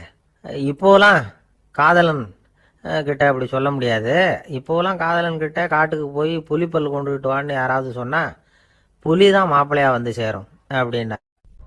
வாழ்க்கையில் சில சந்தர்ப்பங்களில் நாம் சில அவமானங்களை சந்திச்சே தீர வேண்டியிருக்கு. என்ன பண்ணுறது, காலம் அப்படி. அவமானப்படுறவங்க உடனே அடங்கி போய்டுறது தான் உலக வழக்கம். அவமானப்பட்டால் உடனே சீறி எழறவங்களும் உண்டு. ஆனால் அதையே ஒரு சவாலாக எடுத்துக்கிட்டு முன்னுக்கு வர்றவங்களும் சில பேர் இருக்கிறாங்க. அவங்க ரொம்ப அபூர்வம். இன்றைக்கி மனோதத்துவ நிபுணர்கள்லாம் என்ன சொல்கிறாங்க தெரியுமா? அவமானப்பட்டுட்டா உடனே அடங்கி போயிடக்கூடாதான். அதையே ஒரு சவாலாக எடுத்துக்கிட்டு மனசில் ஒரு வைராக்கியத்தோடு முயற்சி பண்ணினா வாழ்க்கையில் எல்லாரும் முன்னேறலாமா. அவமானங்கிறத நாம் வைராக்கியமாக மாற்றிக்கணும். அதுதான் வெற்றிக்கு வழி. ராமர் இந்த பூமியில் பிறந்ததே ஒரு வைராக்கியத்தினால தான் சார் அப்படின்னார் ஒருத்தர். எப்படிங்க அது அப்படின்னு கேட்டேன். அவர் சொன்னார், தசரதருக்கு ராமர் குழந்தையாக பிறக்கணும், அப்போ தான் இங்கே இருக்கிற கஷ்டங்கள்லாம் நீங்கும் அப்படின்னு சர்வ லோகமும் எதிர்பார்த்துக்கிட்டு இருக்குது. ஆனால் அவர் எப்போ பிறப்பார் அப்படின்னு யாருக்கும் தெரியல. அந்த காரியம் சீக்கிரம் நடக்கணுமே, அதுக்கு என்ன பண்ணுறது? நாரதர் வந்தார் ஒரு நாள் தசரதரை தேடி. தசரதா, உனக்கு ஒரு செய்தி தெரியுமான்னு ஆரம்பித்தார். அவர் எப்பவும் இப்படித்தானே ஆரம்பிக்கிறது வழக்கம். என்ன விஷயம்னு கேட்டார் தசரதர். தசரதா, நீ அடிக்கடி உன்னோட தேரில் ஏறிக்கிட்டு தேவலோகத்துக்கு போகிற, அங்கே போகிற வர்ற எல்லாம் பண்ணிகிட்ருக்க, எல்லாம் சரி. தேவலோகத்துலேயும் உன்னை நல்லபடியாக தான் வரவேற்கிறாங்க. தேவேந்திரன் உன்னை பிரியமாக அழைச்சிட்டு போய் தன்னுடைய அரியாசனத்திலேயே தனக்கு பக்கத்திலேயே உட்கார வைக்கிறான். நீயும் சந்தோஷமாக உட்காந்து பேசிவிட்டு வந்துடுற. ஆனால் நீ இங்கே வந்ததுக்கு அப்புறம் அங்கே என்ன நடக்குது தெரியுமா உனக்கு அப்படின்னாரான் நாரதர். என்ன நடக்குது எனக்கு ஒன்றும் தெரியலையே அப்படின்னாரான் தசரதர். நாரதர்கிட்ட கிட்டத்தில் கேட்டிருக்கார், கொஞ்சம் சொல்லுங்கள் என்னது அப்படின்னு. அவர் நெருங்கி வந்தாரான் நாரதரும். மெதுவாக அவர் காதோட காதாக சொன்னாராம். அதாவது நம்ம பாஷையில் சொல்லப்போனால் பற்ற வைக்கிறார். நீ அங்கே தேவேந்திரங்கிட்ட உட்காந்து பேசிவிட்டு வந்த பிறகு நீ அங்கே உட்காந்துருந்த அரியாசனத்தை தண்ணி ஊற்றி கழுவி சுத்தப்படுத்துகிறாங்க. நீ என்ன அந்த அளவுக்கு சுத்தம் இல்லாத ஆளா, தினம் குளிக்காமையாக இருக்கிற அப்படின்னாராம். தசரதருக்கு இது ரொம்ப அவமானமாக போயிட்டுது. அப்படியே செய்கிறாங்க அப்படின்னாராம். ஆமாம், நீ வேணும்னா நான் சொல்கிறது உண்மையாக இல்லையா அப்படின்னு சோதனை பண்ணி பார்த்துக்கோ அப்படின்னாரான் நாரதர். உடனே தசரதர் இதுக்காகவே புறப்பட்டு தேவலோகம் போனார். அங்கே வழக்கம் போலவே இவரை கூப்பிட்டு உட்கார வச்சு பேசிக்கிட்டு இருந்தான் தேவேந்திரன். கொஞ்ச நேரம் பேசிக்கிட்டு இருந்துட்டு சரி நான் கிளம்புறேன்னு புறப்பட்டார். சரி, அவனும் வாசல் வரைக்கும் வழி அனுப்பி வச்சுட்டு உள்ளே போயிட்டான். தசரதர் வெளியில் கொஞ்சம் நேரம் மறைஞ்சி இருந்துட்டு மெதுவாக உள்ளே எட்டி பார்த்தார் என்ன நடக்குதுன்னு. நாரதர் சொன்னது உண்மைதான். தசரதர் உட்காந்துருந்த ஆசனத்தை அங்கே 2 தேவர்கள் கழுவி சுத்தப்படுத்திக்கிட்டு இருக்கிறாங்க. தசரதரால் இதை தாங்கிக்க முடியல. அவருக்கு ரொம்ப அவமானமாக போச்சு. நேராக கிடுகிடுன்னு தேவேந்திரங்கிட்டே போனார். நான் உட்காந்துருந்த இருக்கையே சுத்தம் பண்ணுறியே, நான் என்ன அந்த அளவுக்கு பாவியா அப்படின்னு கேட்டார். ரொம்ப கோபமாக கேட்டார். தசரதரே, மனுஷனுக்கு 3 கடன்கள் உண்டு. தேவ கடன், ரிஷி கடன், பித்ரு கடன். இதை தீர்க்காதவன் பாவியாகிறான். இதில் மகனை பெறுவதால் தான் பித்ரு கடன் தீரும். உனக்கு மகன் கிடையாது, அதனால் நீ பாவியாகிற. பாவி உட்காந்துருந்த இடம்ங்கிறதுனால அதை சுத்தம் செய்ய வேண்டியது எங்கள் கடமை அப்படின்னு நானான் தேவேந்திரன். இந்த இடத்துல தசரதருக்கு ஏற்பட்ட அவமானம் ஒரு வைராக்கியமாக மாறிச்சு. தேவேந்திரனே கேட்டுக்கோ, ஒரு மகனை பெற்ற பிறகு தான் இந்த சபையில் மறுபடியும் அடி எடுத்து வைப்பேன் அப்படின்னு சொல்லிவிட்டு போயிட்டாரான். போய் புத்திர காமேஷ்டி யாகம் பண்ணார். புத்திரர்கள் பிறந்தார்கள். இந்த கதையில் உள்ள கருத்து என்னென்னா, தேவேந்திரன் தசரதரை அப்படி அவமானப்படுத்தலைன்னா அவருக்கு இப்படி ஒரு வைராக்கியம் பிறந்திருக்குமா யோசித்து பார்க்கணும். நமக்கு ஏற்படுகிற சில அவமானங்களையும் வைராக்கியமாக மாற்றிக்குவோம். அப்படி மாற்றிக்கிட்டோம்னா வாழ்க்கையில் முன்னேறலாம். நம்ம ஆளுங்க சில பேர் அவமானத்தை வைராக்கியமாக மாற்றிக்கிறது எப்படி தெரியுமா? நம்மக்கிட்ட ஒரு பையன் சொன்னான், எங்கள் அப்பா என்னை எல்லாருக்கும் முன்னாடி வச்சு திட்டிவிட்டார், பொறுப்பு இல்லாமல் ஊர் சுற்றுறேன்னு சொல்லி அவமானப்படுத்தி விட்டார். இனிமேல் நீ என் முகத்திலேயே முழிக்காதரா போடான்னு வேறு சொல்லிவிட்டார். எனக்கு ரோஷம் வந்துட்டுது. அந்த அவமானத்தை வைராக்கியமாக மாற்றிக்கிட்டேன். அன்னையிலேருந்து அவர் முகத்திலேயே முழிக்கிறதில்ல அப்படின்னா. அப்படியான்னு கேட்டோம். ஆமாங்க, அவர் வீட்டில் இல்லாத நேரமாக பார்த்து உள்ளே சமையல் கட்டுக்கு போய் சாப்பிட்டுட்டு நைஸாக வெளியில் வந்துடுவேன் அப்படிங்கிறான் அவன். இந்த உலகத்தில் நாம் நல்லபடியாக இருக்கணும்னா அதுக்கு முக்கியமாக தேவைப்படுறது 2. ஒன்று செல்வம், இன்னொன்று அறிவு. சரி, இது ரெண்டில் சிறந்தது எது அப்படின்னு ஒரு கேள்வி கேட்டால் என்ன பதில் சொல்கிறது? இதே கேள்வியை ஹஸ்ரத் அலி அவர்கள்கிட்ட கேட்டாங்களாம். அவர் ஒரு பெரிய அறிஞர். கேள்வி கேட்டவங்களும் சாதாரண ஆட்கள் இல்லை, இவங்களும் அறிஞர்கள். ஒரு நாள் ஹஸ்ரத் அலி அவர்கள்கிட்ட 10 அறிஞர்கள் வந்தாங்களாம். ஐயா, நாங்கள் 10 பேரும் உங்ககிட்ட ஒரே கேள்வியை தான் கேட்க வந்திருக்கிறோம். ஆனால் எங்கள் 10 பேருக்கும் நீங்கள் தனித்தனியாக பதில் சொல்ல முடியுமா அப்படின்னு கேட்டிருக்காங்க. அதாவது அவங்க ஒரே கேள்விக்கு இவர்கிட்ட இருந்து 10 விதமான பதில் எதிர்பார்க்குறாங்க. சரி கேளுங்க, என்ன கேள்வி அப்படின்னார் அவர். அப்போ தான் அவங்க கேட்டாங்களாம், செல்வம் அறிவு இது ரெண்டில் சிறந்தது எது? இதுதான் கேள்வி. ஹஸ்ரத் அலி என்ன பண்ணார் தெரியுமா? அவங்கள ஒவ்வொருத்தராக கூப்பிட்டார். ஒவ்வொரு விதமான பதிலை சொல்லி அனுப்புனார். முதல்ல ஒருத்தரை கூப்பிட்டார், சொன்னார், அறிவுங்கிறது தீர்க்கதரிசிகள், ஞானிகள், மகான்கள் இவங்களோட பரம்பரை சொத்து. ஆனால் செல்வங்கிறது கொடுங்கோலரின் ஆயுதம். அதனால் அறிவு தான் சிறந்தது அப்படின்னார். ரெண்டாவது ஆளை கூப்பிட்டார். உங்ககிட்ட செல்வம் இருந்தால் நீங்கள் தான் அதை காப்பாற்றணும். ஆனால் அறிவு உங்களை எப்பவும் காப்பாற்றும். ஆகவே அறிவு தான் சிறந்தது அப்படின்னார். மூணாவது ஆளை கூப்பிட்டார். செல்வந்தனுக்கு எப்போதும் விரோதிகள் அதிகம், ஆனால் அறிஞனுக்கு நண்பர்கள் அதிகம். அதனால் அறிவு தான் சிறந்ததுன்னார். அடுத்தவரை கூப்பிட்டார். செல்வம் அடுத்தவங்களுக்கு கொடுக்க கொடுக்க குறையும், ஆனால் கல்விங்கிறது அதிகரிச்சுக்கிட்டே வரும், கொடுக்கறதுனால குறையாது. அதனால் அறிவு தான் சிறந்ததுன்னார். இன்னொருத்தரை கூப்பிட்டார். அறிவுள்ளவன் எப்பவும் அதை அடுத்தவங்களுக்கு வாரி வழங்கிக்கிட்டே இருப்பான். அதனால் அவங்ககிட்ட தாராளத்தன்மை இருக்கும். ஆனால் செல்வந்தன்கிட்ட கஞ்சத்தனம் தான் இருக்கும். அதனால் அறிவு தான் சிறந்ததுன்னார். ஆறாவது நபரை கூப்பிட்டார். செல்வத்தை கள்வர்கள் திருடிட்டு போக முடியும், ஆனால் அறிவை அப்படி திருடிட்டு போக முடியாது அப்படின்னார். ஏழாவது நபரை கூப்பிட்டார். செல்வம் கால ஓட்டத்தில் அழிஞ்சிரும், ஆனால் அறிவை கால ஓட்டம் ஒன்றும் பண்ண முடியாது. ஆகவே அறிவே சிறந்ததுன்னார். எட்டாவது ஆளை கூப்பிட்டு சொன்னார், செல்வத்துக்கு எப்பவும் எல்லை உண்டு, நிறை உண்டு, அளவு உண்டு, கணக்கு உண்டு. ஆனால் அறிவுக்கு அப்படிப்பட்ட எல்லை எதுவும் கிடையாது. அதனால் அதுதான் சிறந்ததுன்னார். அடுத்தவனை கூப்பிட்டார். செல்வம் உள்ளத்தில் உள்ள ஒளியை போக்கிவிடும், இருட்டை உண்டாக்கிவிடும், விரிந்த மனப்பான்மையை குறுகலாக்கிவிடும். ஆனால் அறிவு அப்படி இல்லை, இருண்ட உள்ளத்தில் ஒளியை பாய்ச்சி அதை விசாலப்படுத்துது. அதுதான் சிறந்ததுன்னார்.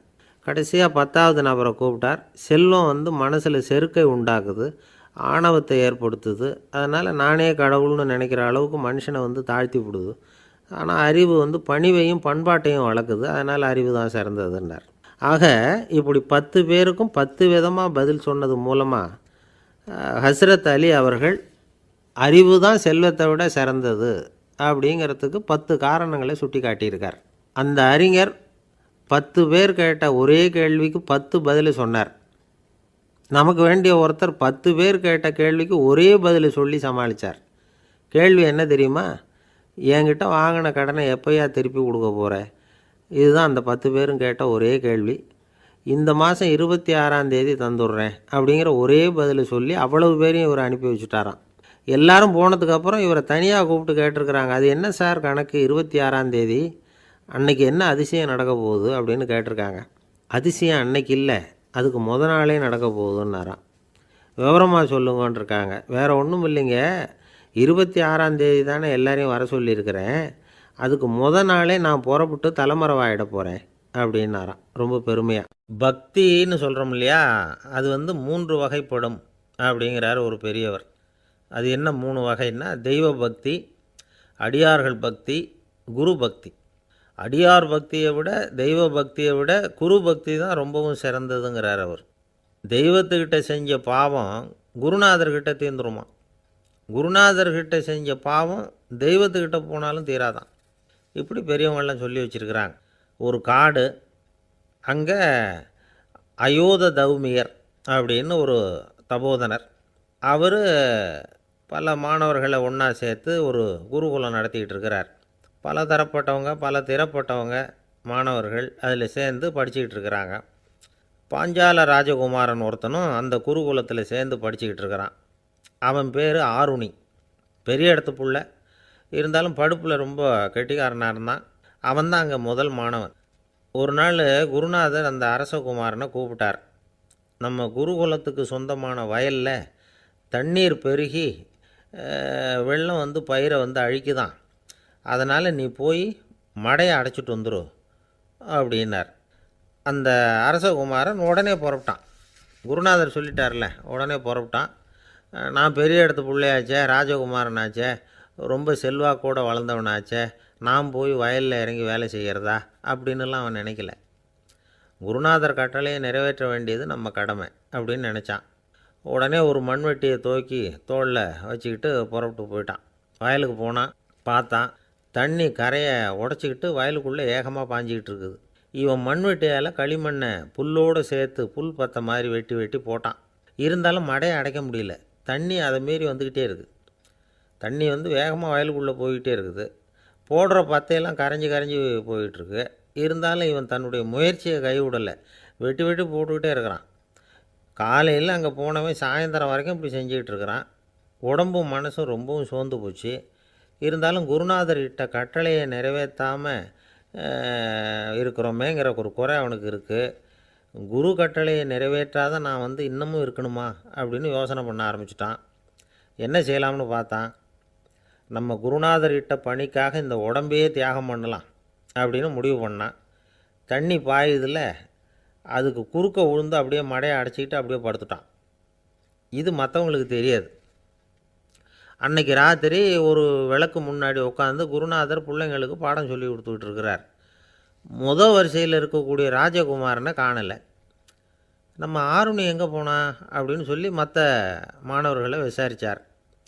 இப்போ அவங்க சொன்னாங்க, சுவாமி அவன் காலையில் வயலுக்கு வந்து மடையை அடைக்கிறதுக்காக போனான், நீங்கள் தான் போக சொன்னீங்க, இன்னும் திரும்பி வரல அப்படின்னு அவர் பையன். குருநாதர் உடனே ஒரு தீவெட்டி எடுத்துக்கிட்டு மாணவர்களை அழைச்சிக்கிட்டு வயலுக்கு போனார். அங்கே போய் பார்த்தா ஆளை காணும். ஆருணி ஆருணின்னு சொல்லி சத்தம் போட்டு கூப்பிட்டு பார்க்குறார். நான் இங்கே இருக்கேன் குருநாதா அப்படின்னு காலுக்கு அடியிலேருந்து ஒரு சத்தம் வருது. குனிஞ்சு பார்த்தா அவன் மடையில் படுத்துருக்குறான். என்னப்பா இதுன்னார். காலையிலேருந்து இந்த மடையை அடைச்சி பார்த்தேன் சுவாமி, முடியல, அதனால் இப்படி குறுக்க படுத்துட்டேன். என்னை தாண்டறதுக்கு பயந்து போய் தண்ணியே தேங்கி நின்றுட்டுது அப்படின்னா. அவனுடைய குரு பக்தியையும் அவனை தாண்டறதுக்கு அஞ்சு நிற்கிற தண்ணி தேக்கத்தையும் பார்த்துட்டு எல்லாரும் ரொம்ப ஆச்சரியப்பட்டு போயிட்டாங்களாம். ஆருணி எழுந்திரிச்சு வா அப்படின்னு கூப்பிட்டாரான் குருநாதர். அவன் தண்ணீரை பொழந்துக்கிட்டு எழுந்திரிச்சு வந்தானான். அதனால் அவனுக்கு வந்து உத்தாலகன் அப்படின்னு ஒரு பேர். உத்தாலகன்னா தண்ணீரை பிளந்தவன் அர்த்தம். அந்த உத்தாலகன் மாதிரி இந்த காலத்து மாணவர்களுக்கும் குரு பக்தி வேணும் அப்படின்னு சொன்னோம் ஒரு பள்ளிக்கூடத்தில். உடனே நிறைய மாணவர்கள் எழுந்திரிச்சு நின்னாங்க. சார், நீங்கள் எங்களை வந்து இன்னமும் சரியாக புரிஞ்சுக்கலன்னு நினைக்கிறோம். அன்னைக்காவது ஒருத்தன் அப்படி இருந்தான், இன்றைக்கி ஏகப்பட்ட உத்தாலகர்கள் இருக்கிறோம். எங்கள் வாத்தியார் கட்டளை இட்டால் இப்போவே அது மாதிரி வயலுக்கு போய் மடையில் குறுக்கப்படுத்துக்கிறதுக்கு இந்த வகுப்பில் உள்ள அத்தனை பேரும் தயாராக இருக்கிறோம் அப்படின்னாங்க. அப்படியா அப்படின்னு சொல்லி கேட்டோம் ரொம்ப சந்தோஷமாக. ஒருத்தன் ரொம்ப அடக்கமாக எழுந்திரிச்சான். அப்புறம் சொன்னான், ஆமாம் சார், வகுப்பில் வந்து இவர் நடத்துகிற பாடத்தை கேட்டுக்கிட்டு இருக்கிறத விட பேசாமல் போய் மடையில் படுத்துடுறது ஒன்றும் கஷ்டமான காரியமாக இருக்காது, அதனால தான் எல்லோரும் அங்கே போகிறேன்னு சொல்கிறோம் அப்படிங்கிறான். ஒரு கடைக்கு போனேன், 5 ரூபா பணத்தை எடுத்து கொடுத்தேன். ஒரு தினசரி பத்திரிக்கையை கேட்டேன். அவர் உடனே அங்கே அடுக்கி வச்சுருந்த பத்திரிக்கையில் ஒன்று எடுத்து என் கையில் கொடுத்தார், வாங்கிக்கிட்டேன். மீதி பணத்தை எடுத்தார், அதையும் என் கையில் கொடுக்கணும்ல, கொடுக்கல. எதிரில் இருந்த பலகையில் வச்சு எடுத்துக்க சொன்னார். எப்போவும் அவர் அப்படி தான் பண்ணுவார். நானும் எடுத்துக்கிட்டு வந்துடுவேன். இவர் ஏன் இப்படி பண்ணுறாருங்கிறது எனக்கு ரொம்ப நாளாக ஒரு சந்தேகம். ஒரு நாள் அவர்கிட்டயே இதை கேட்டுவிட்டேன். ஏங்க, நீங்கள் உங்கள் கடைக்கு வந்து பொருள்கள் வாங்குறவங்களுக்கு நீங்கள் பாக்கி சில்லறையை கொடுக்குறப்போ பலகையில் வச்சு விட்றீங்க, கையில் கொடுக்க மாட்டேங்கிறீங்களே, ஏன் அப்படின்னு கேட்டேன். காசை கையில் கொடுத்தா நம்மக்கிட்ட இருக்கிற லட்சுமி போயிடுவா சார் அப்படின்னார். அதாவது பணம் செலவாயிடும் அப்படின்னு அர்த்தமா. இன்னொரு நண்பர், அவர் ஒரு நாள் வழக்கத்துக்கு மாறாக ரொம்ப சோகமாக உட்காந்துருக்கிறார். ஏங்க என்னாச்சு, ஏன் இப்படி கப்பலே கவிழ்ந்தது மாதிரி உட்காந்துருக்குறீங்க அப்படின்னு கேட்டேன். கப்பலே கவிழ்ந்திருந்தா கூட நான் இப்படி கவலைப்பட மாட்டேன் சார், வேறு ஒன்று நடந்து போச்சுன்னார். என்னன்னு கேட்டேன். என் உச்சந்தலையில் பல்லி ஒன்று விழுந்துட்டுதுன்னார். அதுக்காகவா இப்படி அப்படின்னு ஆச்சரியப்பட்டேன். ஆமாங்க, பல்லி உச்சந்தலையில் விழுந்தால் பலன் என்னன்னு பஞ்சாங்கத்தில் பார்த்தேன், மரணம்னு போட்டிருக்கு அப்படின்னு சொல்லிவிட்டு அவர் தொடர்ந்து கவலைப்பட ஆரம்பிச்சிட்டார். இப்படியும் ஒருத்தர், என் கூட வேலை பார்க்குற ஒருத்தர் எப்படி தெரியுமா, தினமும் வலது காலை வச்சு தான் ஆஃபீஸுக்கு உள்ளே நுழைவார். என்னைக்காவது தவறுதலாக இடது காலை வச்சு உள்ளே வந்துட்டார்னா அன்னைக்கு பூரா மனசு சங்கடப்படுவார். எந்த வேலையும் சரியாக ஓடாது. கேரம் போர்டு ஆடுற ஒருத்தர் எப்போ ஆட உட்காந்தாலும் ஸ்ட்ரைக்கரை கை தவறி கீழே விழுற மாதிரி பண்ணி அதுக்கப்புறம் அதை எடுத்துக்கிட்டு ஆட உட்காருவார். ஏன்னா எப்போவோ ஒரு தடவை நிஜமாகவே அது கை தவறி கீழே விழுந்திருக்குது. அன்னைக்கு பிரமாதமாக ஜெயிச்சுட்டார். உடனே ஒரு முடிவுக்கு வந்துட்டார், கை தவறுனா லாபம் அப்படின்னு. அதுக்கப்புறம் அதையே பழக்கமாக்கிக்கிட்டார். பூனை குறுக்க போனால் சகுனம் சரியில்லைன்னு நினைக்கிறவங்க உண்டு. ஆனால் ஒருத்தர் எப்படி தெரியுமா, அவர் வெளியில் கிளம்புற சமயம் பக்கத்து வீட்டு ரேடியோவில் மியாவ் மியாவ் பூனைக்குட்டின்னு பாட்டு சத்தம் கேட்டால் கூட போதும், சகனம் சரியில்லைன்னு பிரயாணத்தை கேன்சல் பண்ணிவிடுவார். இப்போ இவ்வளவும் எதுக்கு சொல்கிறோம்னா, அளவுக்கு மீறின சகுன நம்பிக்கைகள் இருக்குது பாருங்கள், இதோட பயமும் சேர்ந்துக்கிட்டதுன்னு வச்சுக்கோங்க, இது ஒருத்தருடைய மனநிலையை பாதிச்சிடும். இது உளவியல் நிபுணர்கள் சொல்கிற கருத்து. வாழ்க்கையே தடுமாற வச்சிரும். பாதுகாப்பு இல்லாத உணர்வு, ஒரு விதமான டிப்ரெஷன் மனநிலை, இதெல்லாம் தான் இதுக்கு காரணமாக அமையலாம். சில பேர் காய்கறி நறுக்க கத்தியை கையில் எடுத்தால் கூட நேரம் சரியாக இருக்கா அப்படின்னு பார்த்துட்டு தான் வேலையை ஆரம்பிக்கிறது வழக்கம். அறிவு தான் மனசுக்கு வாத்தியாராக இருக்கணும். அப்போ தான் வாழ்க்கை நிம்மதியாக இருக்கும். அறிவு மனசு சொல்கிறபடியெல்லாம் கேட்க ஆரம்பிச்சுட்டுதுன்னா இடைஞ்சல் தான். ஒருத்தருக்கு 7ஆம் நம்பர் தான் ராசியான நம்பரான். 7ஆம் தேதி தான் எந்த காரியத்தையும் ஆரம்பிப்பாராம். 7 எழுத்து வர்றது மாதிரி பேரை மாற்றி வச்சுக்கிட்டார். 7 மணிக்கு தான் தினமும் எழுந்திருப்பார். 7ஆம் நம்பர் வீட்டில் தான் குடியிருக்கார். கல்யாணம் கூட 7ஆம் தேதி தான் பண்ணிக்கிட்டார். அவர் ஒரு நாள் குதிரை பந்தயத்துக்கு போனாராம். குதிரையோட பேரையெல்லாம் பார்த்தார். ஒரு குதிரையோட பேர் 7 எழுத்தில் அமைஞ்சிருந்தது. 7 தானே இவருக்கு அதிர்ஷ்ட நம்பர். அதனால் உடனே அது பேரில் பணத்தை கட்டினார். பந்தயம் நடந்தது. என்ன சார் ஆச்சுன்னு கேட்டாங்க. நான் பணம் கட்டின அந்த என்னோடய குதிரை 7ஆவதாக சேர்ந்தது சார் அப்படின்னாராம் சோகமாக. துருக்மேனியாவில் அஷ்காபாத் அப்படின்னு ஒரு நகரத்தில் ஒரு புவியியல் விஞ்ஞானி இருந்தார். அவர் ஒரு நாய்க்குட்டி வளர்த்தார். ஒரு நாள் முன்னிரவு நேரம் ஒரு மேஜைக்கு முன்னாடி உட்காந்து அந்த விஞ்ஞானி ஏதோ கணக்கு போட்டுக்கிட்டு இருக்கிறார். அவருக்கு ஒரு சின்ன பெண் குழந்தை, அது தொட்டிலில் தூங்கிட்டு இருக்குது. அந்த நாய்க்குட்டியும் ஒரு மூலையில் படுத்து அது பாட்டுக்கு தூங்கிட்டு இருந்தது. ஒரே அமைதி. அந்த நேரத்தில் திடீர்னு அந்த நாய்க்குட்டி துள்ளி எழுந்திரிச்சிது. நேராக குழந்தைகிட்ட ஓடிச்சு. அந்த குழந்தைய அது போட்டிருந்த ட்ரெஸ்ஸோடு சேர்த்து கவ்வி தூக்குச்சு. தூக்கிக்கிட்டு வாசல் பக்கம் ஓடிச்சு. நாய்க்குட்டி குழந்தைய கவ்வி தூக்க முடியுமாங்கிற சந்தேகம் உங்களுக்கு இல்லையா? நீங்கள் நம்ம ஊர் நாய்க்குட்டியவே பார்த்து பழக்கப்பட்டிருக்கீங்க. அதனால் நம்புறதுக்கு சிரமமாக இருக்கும். அந்த ஊர்லெலாம் அது ரொம்ப ஸ்ட்ராங்காக இருக்கும். ஒரு ஏதோ கண்ணுக்குட்டி மாதிரி இருக்கும்.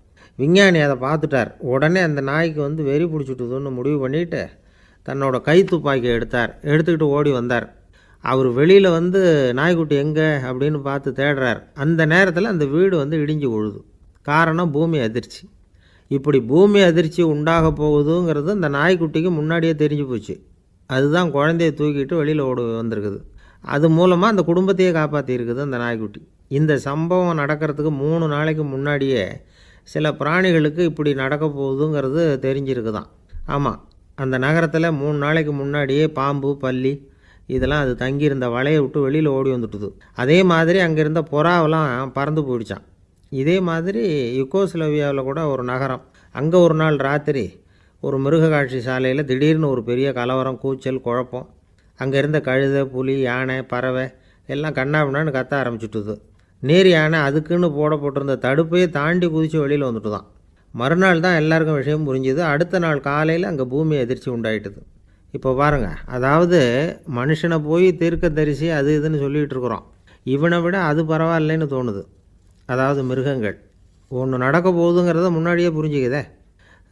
சரி, இதெல்லாம் எப்படி அது முன்கூட்டி புரிஞ்சுக்குது? அதுதான் படைப்பு ரகசியம். அதை கண்டுபிடிக்கிறதுக்கு தான் மனுஷன் ஆராய்ச்சி பண்ணிகிட்டு இருக்கிறான். விஞ்ஞானிகளோட ஆராய்ச்சியெல்லாம் ஒரு பக்கம் இருக்கட்டும், வீட்டுக்குள்ளேயே சில ஆராய்ச்சி பண்ணி பாருங்களேன். இப்போ சில யோசனை சொல்லி அதை சோதனை பண்ணி பாருங்க அப்படின்னு ஒருத்தர் சொன்னாராம்.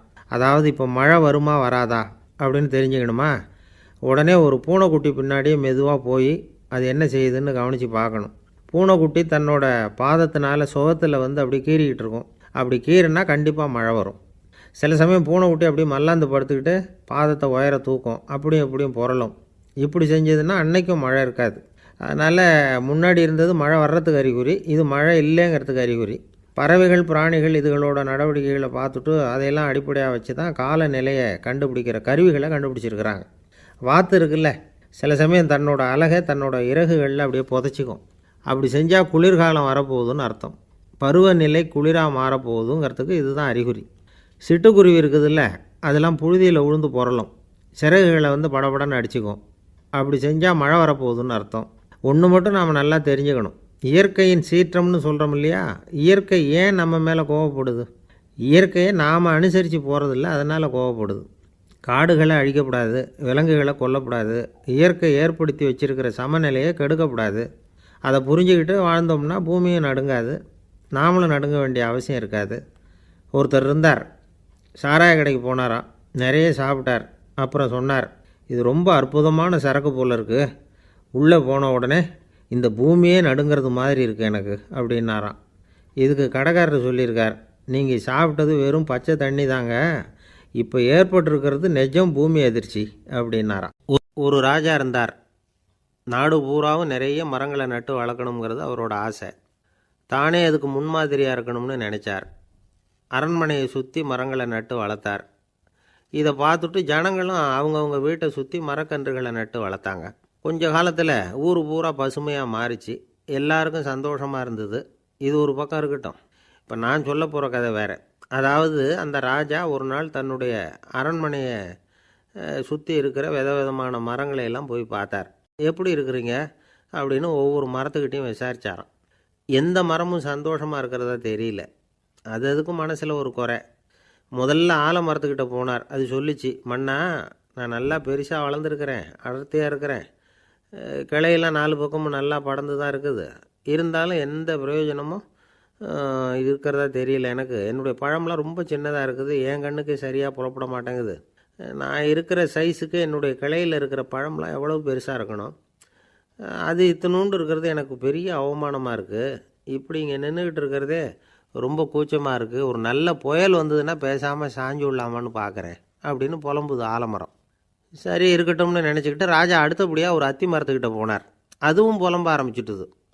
நான் கூட பெரிய மரம்தான், இல்லை இலையெல்லாம் அழகாக தான் இருக்குது, பழம் அழகாக இருக்குது, இருந்தாலும் உள்ள விஷயம் இல்லையே, அத்தி பழத்தை புட்டு பார்த்தா அத்தனையும் சொத்தை அப்படின்னு பழமொழியே உண்டாயிட்டுதே, இப்படி ஒரு கெட்ட பேரோடு நான் இருக்கணுமா அப்படின்னு புலம்புது அது.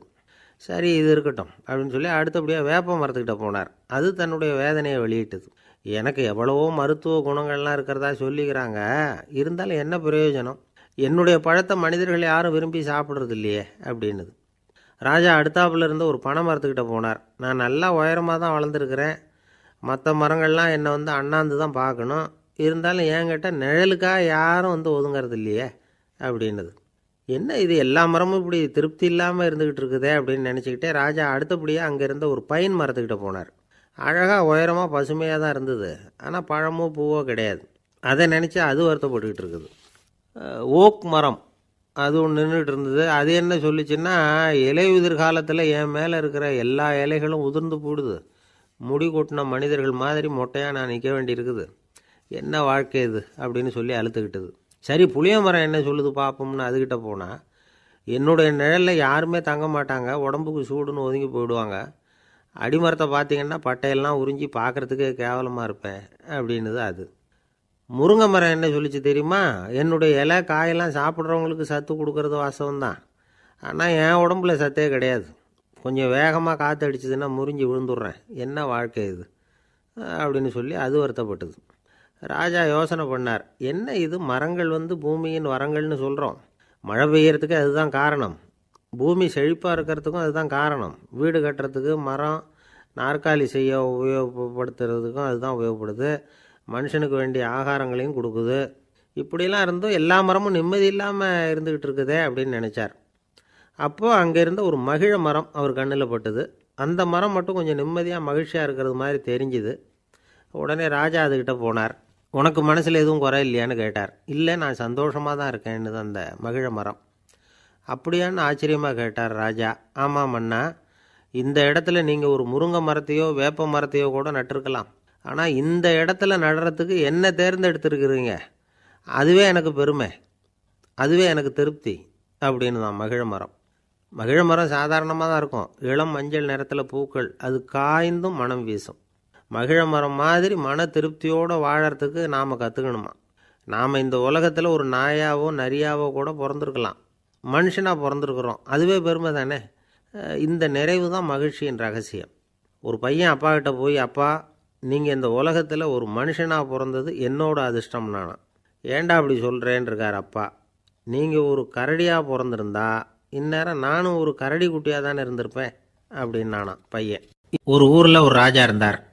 அந்த ராஜாவுக்கு ஒரு மந்திரி. ராஜா ரொம்ப நியாயமானவர், நேர்மையானவர், கண்டிப்பானவர். தப்பு செய்கிறது யாராக இருந்தாலும் தண்டனை கொடுப்பார். வேண்டியவங்களுக்கு ஒரு நியாயம், வேண்டாதவங்களுக்கு ஒரு நியாயங்கிறதெல்லாம் அவர்கிட்ட கிடையாது. ஒரு சமயம் அரசவையில் அந்த அமைச்சரே விதிமுறைகளுக்கு புறம்பா ஏதோ நடந்துகிட்டு இருக்கார். மன்னருக்கு கோபம் வந்துட்டுது.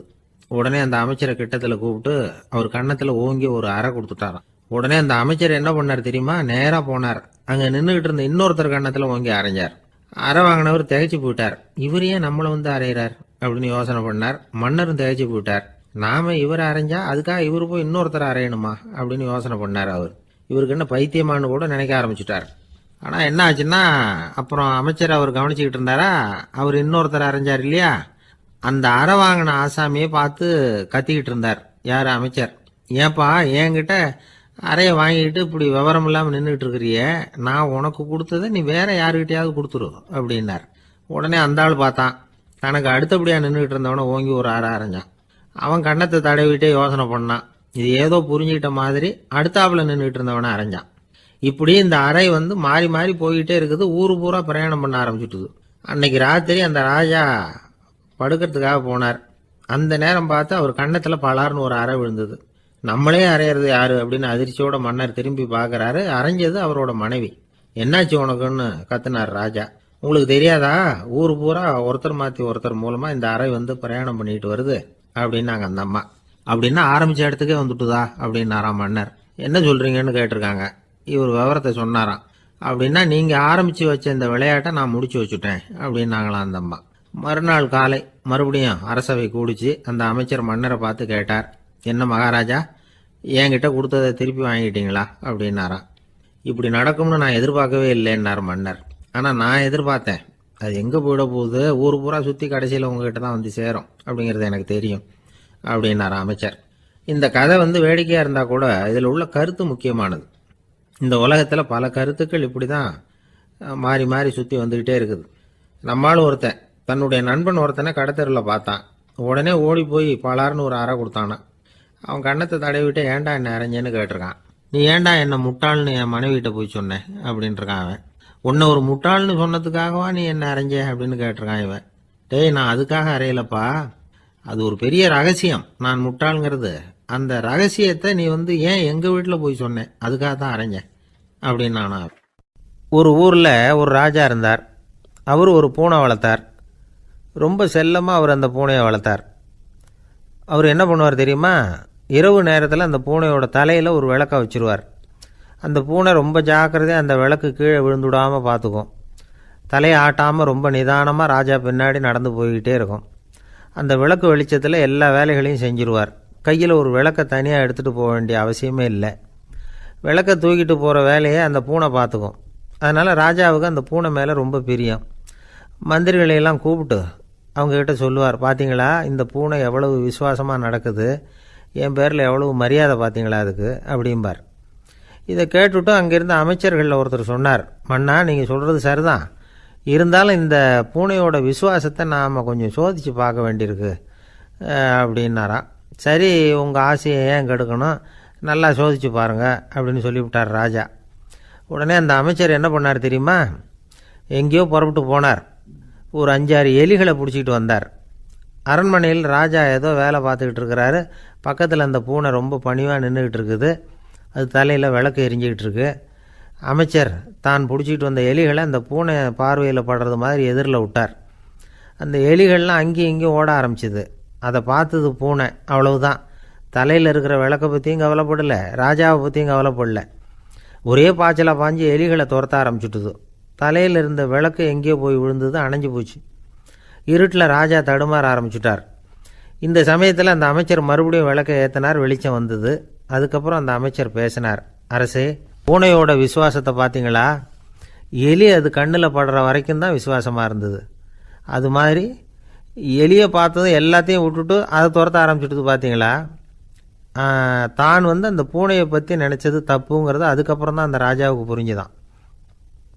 சரி, இப்போ எதுக்கு இந்த கதையெல்லாம் அப்படிங்கிறீங்களா? இந்த பூனை மாதிரி தான் நம்ம மனசும். மனசை எவ்வளவு தான் பயிற்சி கொடுத்து பக்குவமாக வச்சுருந்தாலும் பார்க்குறதுக்கு பரமசாது மாதிரி தான் இருக்கும். பார்க்க வேண்டியதை பார்த்துட்டுதுன்னா பாஞ்சிரும். இந்த பூனை மாதிரி புலன் இன்ப பொருள்கள் கிட்டாத வரைக்கும் மனம் அடங்கி இருக்கிறது மாதிரி தான் தெரியும். கொஞ்சம் வாய்ப்பு கிடைச்சாலும் அது குதிக்க ஆரம்பிச்சிரும், தப்பு பண்ண ஆரம்பிச்சிரும். பெரிய பெரிய முனிவர்கள் வாழ்க்கையில் நடந்த வீழ்ச்சி இதை தான் நிரூபிக்குது. புலன்களின் ஆற்றல் அதிகம், அதனால் மனக்கட்டுப்பாடு பயிற்சிகளில் ரொம்ப எச்சரிக்கையாக இருக்கணுங்கிறார் சுவாமி சிவானந்தர். மது பழக்கத்தையே விட்டுவிட்டேன்னு உறுதியாக இருப்பான். கடை கண்ணில் பட்டுவிட்டுதுன்னா கால் அவனை கேட்காமலே இழுத்துக்கிட்டு உள்ளே போயிடும். இதுதான் மனசுங்கிறது. அதுதான் அந்த ராஜா வளர்த்த பூனை. நம்மால் ஒருத்தன் அந்த ராஜா பூனை தலையில் விளக்க வச்சது மாதிரி இவன் தன்னுடைய தலையிலேயே ஒரு விளக்கை ஏற்றி வச்சுக்கிட்டு என்னத்தையோ தேட ஆரம்பித்தான். தேடிக்கிட்டு இருக்கிறான். தலையை ஆட்டாமல் நிதானமாக நடந்து ரொம்ப நேரமாக தேடிகிட்டு இருக்கிறான். அந்த சமயம் அங்கே ஒருத்தர் என்னத்தை தேடுறீங்கன்னு கேட்டார். அதுதான் மறந்து போச்சு அப்படின்னு இழுத்தான். சரி, கொஞ்சம் இப்படி உட்காருங்க, ஞாபகம் வந்ததும் தேட ஆரம்பிக்கலாம் அப்படின்னார் அவர். இவன் கொஞ்ச நேரம் உட்காந்து யோசித்தான். அப்புறம் திடீர்னு எழுந்திரிச்சான். ஞாபகம் வந்துட்டுதுன்னா. என்னன்னு கேட்டார். எங்கள் வீட்டில் இருந்த விளக்கை எங்கே வச்சேன்னு தெரியல, அதை தான் தேடிக்கிட்டு இருக்கிறேன், ஏற்றி வைக்கலாம்னு பார்க்குறேன் அப்படின்னா. ஜவஹர்லால் நேரு பிரதமராக இருந்த சமயம் அவர் ஒரு தடவை சென்னைக்கு வந்திருக்கிறார். இங்கே சில முக்கிய நிகழ்ச்சிகளில் கலந்துக்கிறதுக்காக வந்திருந்தார். ஆளுநர் மாளிகையில் ஒரு நாள் ராத்திரி தங்கி மறுநாள் புதுடெல்லி புறப்படுறதாக ஏற்பாடு. நிகழ்ச்சியிலெல்லாம் முடிச்சுக்கிட்டு ஆளுநர் மாளிகையில் தங்கியிருக்கிறார். அன்றைக்கு இரவு படிக்கிறதுக்கு ஒரு முக்கியமான புத்தகம் அவருக்கு தேவைப்பட்டது. அந்த சமயத்தில் உலக அளவில் ஒரு முக்கியமான பொருளாதாரம் சம்பந்தமான ஒரு புத்தகம் வெளியாகி இருக்கிற விஷயம் அவருக்கு தெரியும். அந்த புத்தகம் மெட்ராஸுக்கு வந்திருக்குமா, அது இங்கே கிடைக்குமா அப்படின்னு விசாரிச்சிருக்கிறார் நேருஜி. அவர் இப்படி கேட்ட உடனே அங்கே இருந்தவங்கள்லாம் ரொம்ப பரபரப்பாக செயல்பட ஆரம்பிச்சுட்டாங்க. முக்கியமான இடங்கள்ல எல்லாம் விசாரிச்சிருக்கிறாங்க, அந்த புத்தகம் உங்கள்கிட்ட இருக்கான்னு.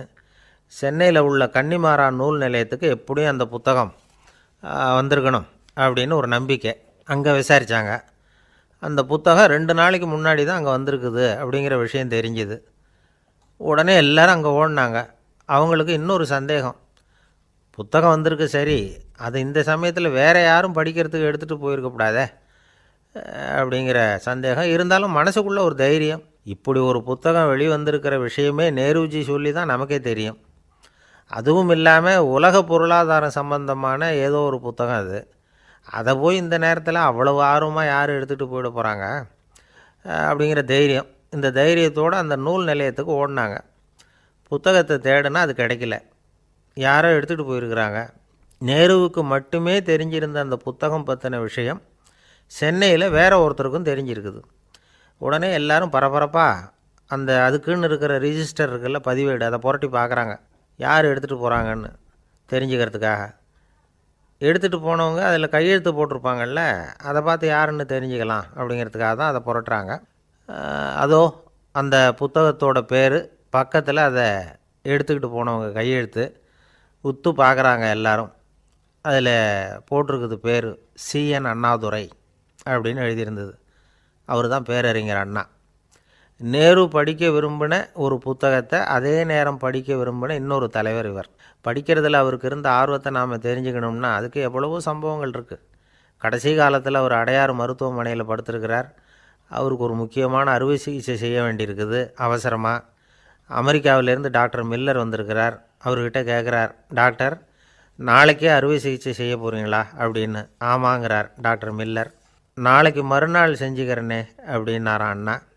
ஏன் ஏதாவது நாள் பார்க்குறீங்களான்னு கேட்டிருக்கார். இல்லை, ஒரு புத்தகத்தை படிச்சுக்கிட்டு இருக்கிறேன், அதை நாளைக்குள்ளே முடிச்சிருவேன், அதுக்கப்புறம் நான் இறந்தாலும் கவலை இல்லை அப்படின்னாரான் இவர். அவர் தான் அறிஞர் அண்ணா. சங்ககால நூல்கள்லேருந்து சமீபத்தில் வந்த நூல்கள் வரைக்கும் எல்லாம் அவர் படிச்சிருக்கிறார். ஒரு திருமண விழாவில் அவர் பேசும்பொழுது சொன்ன விஷயம் இது.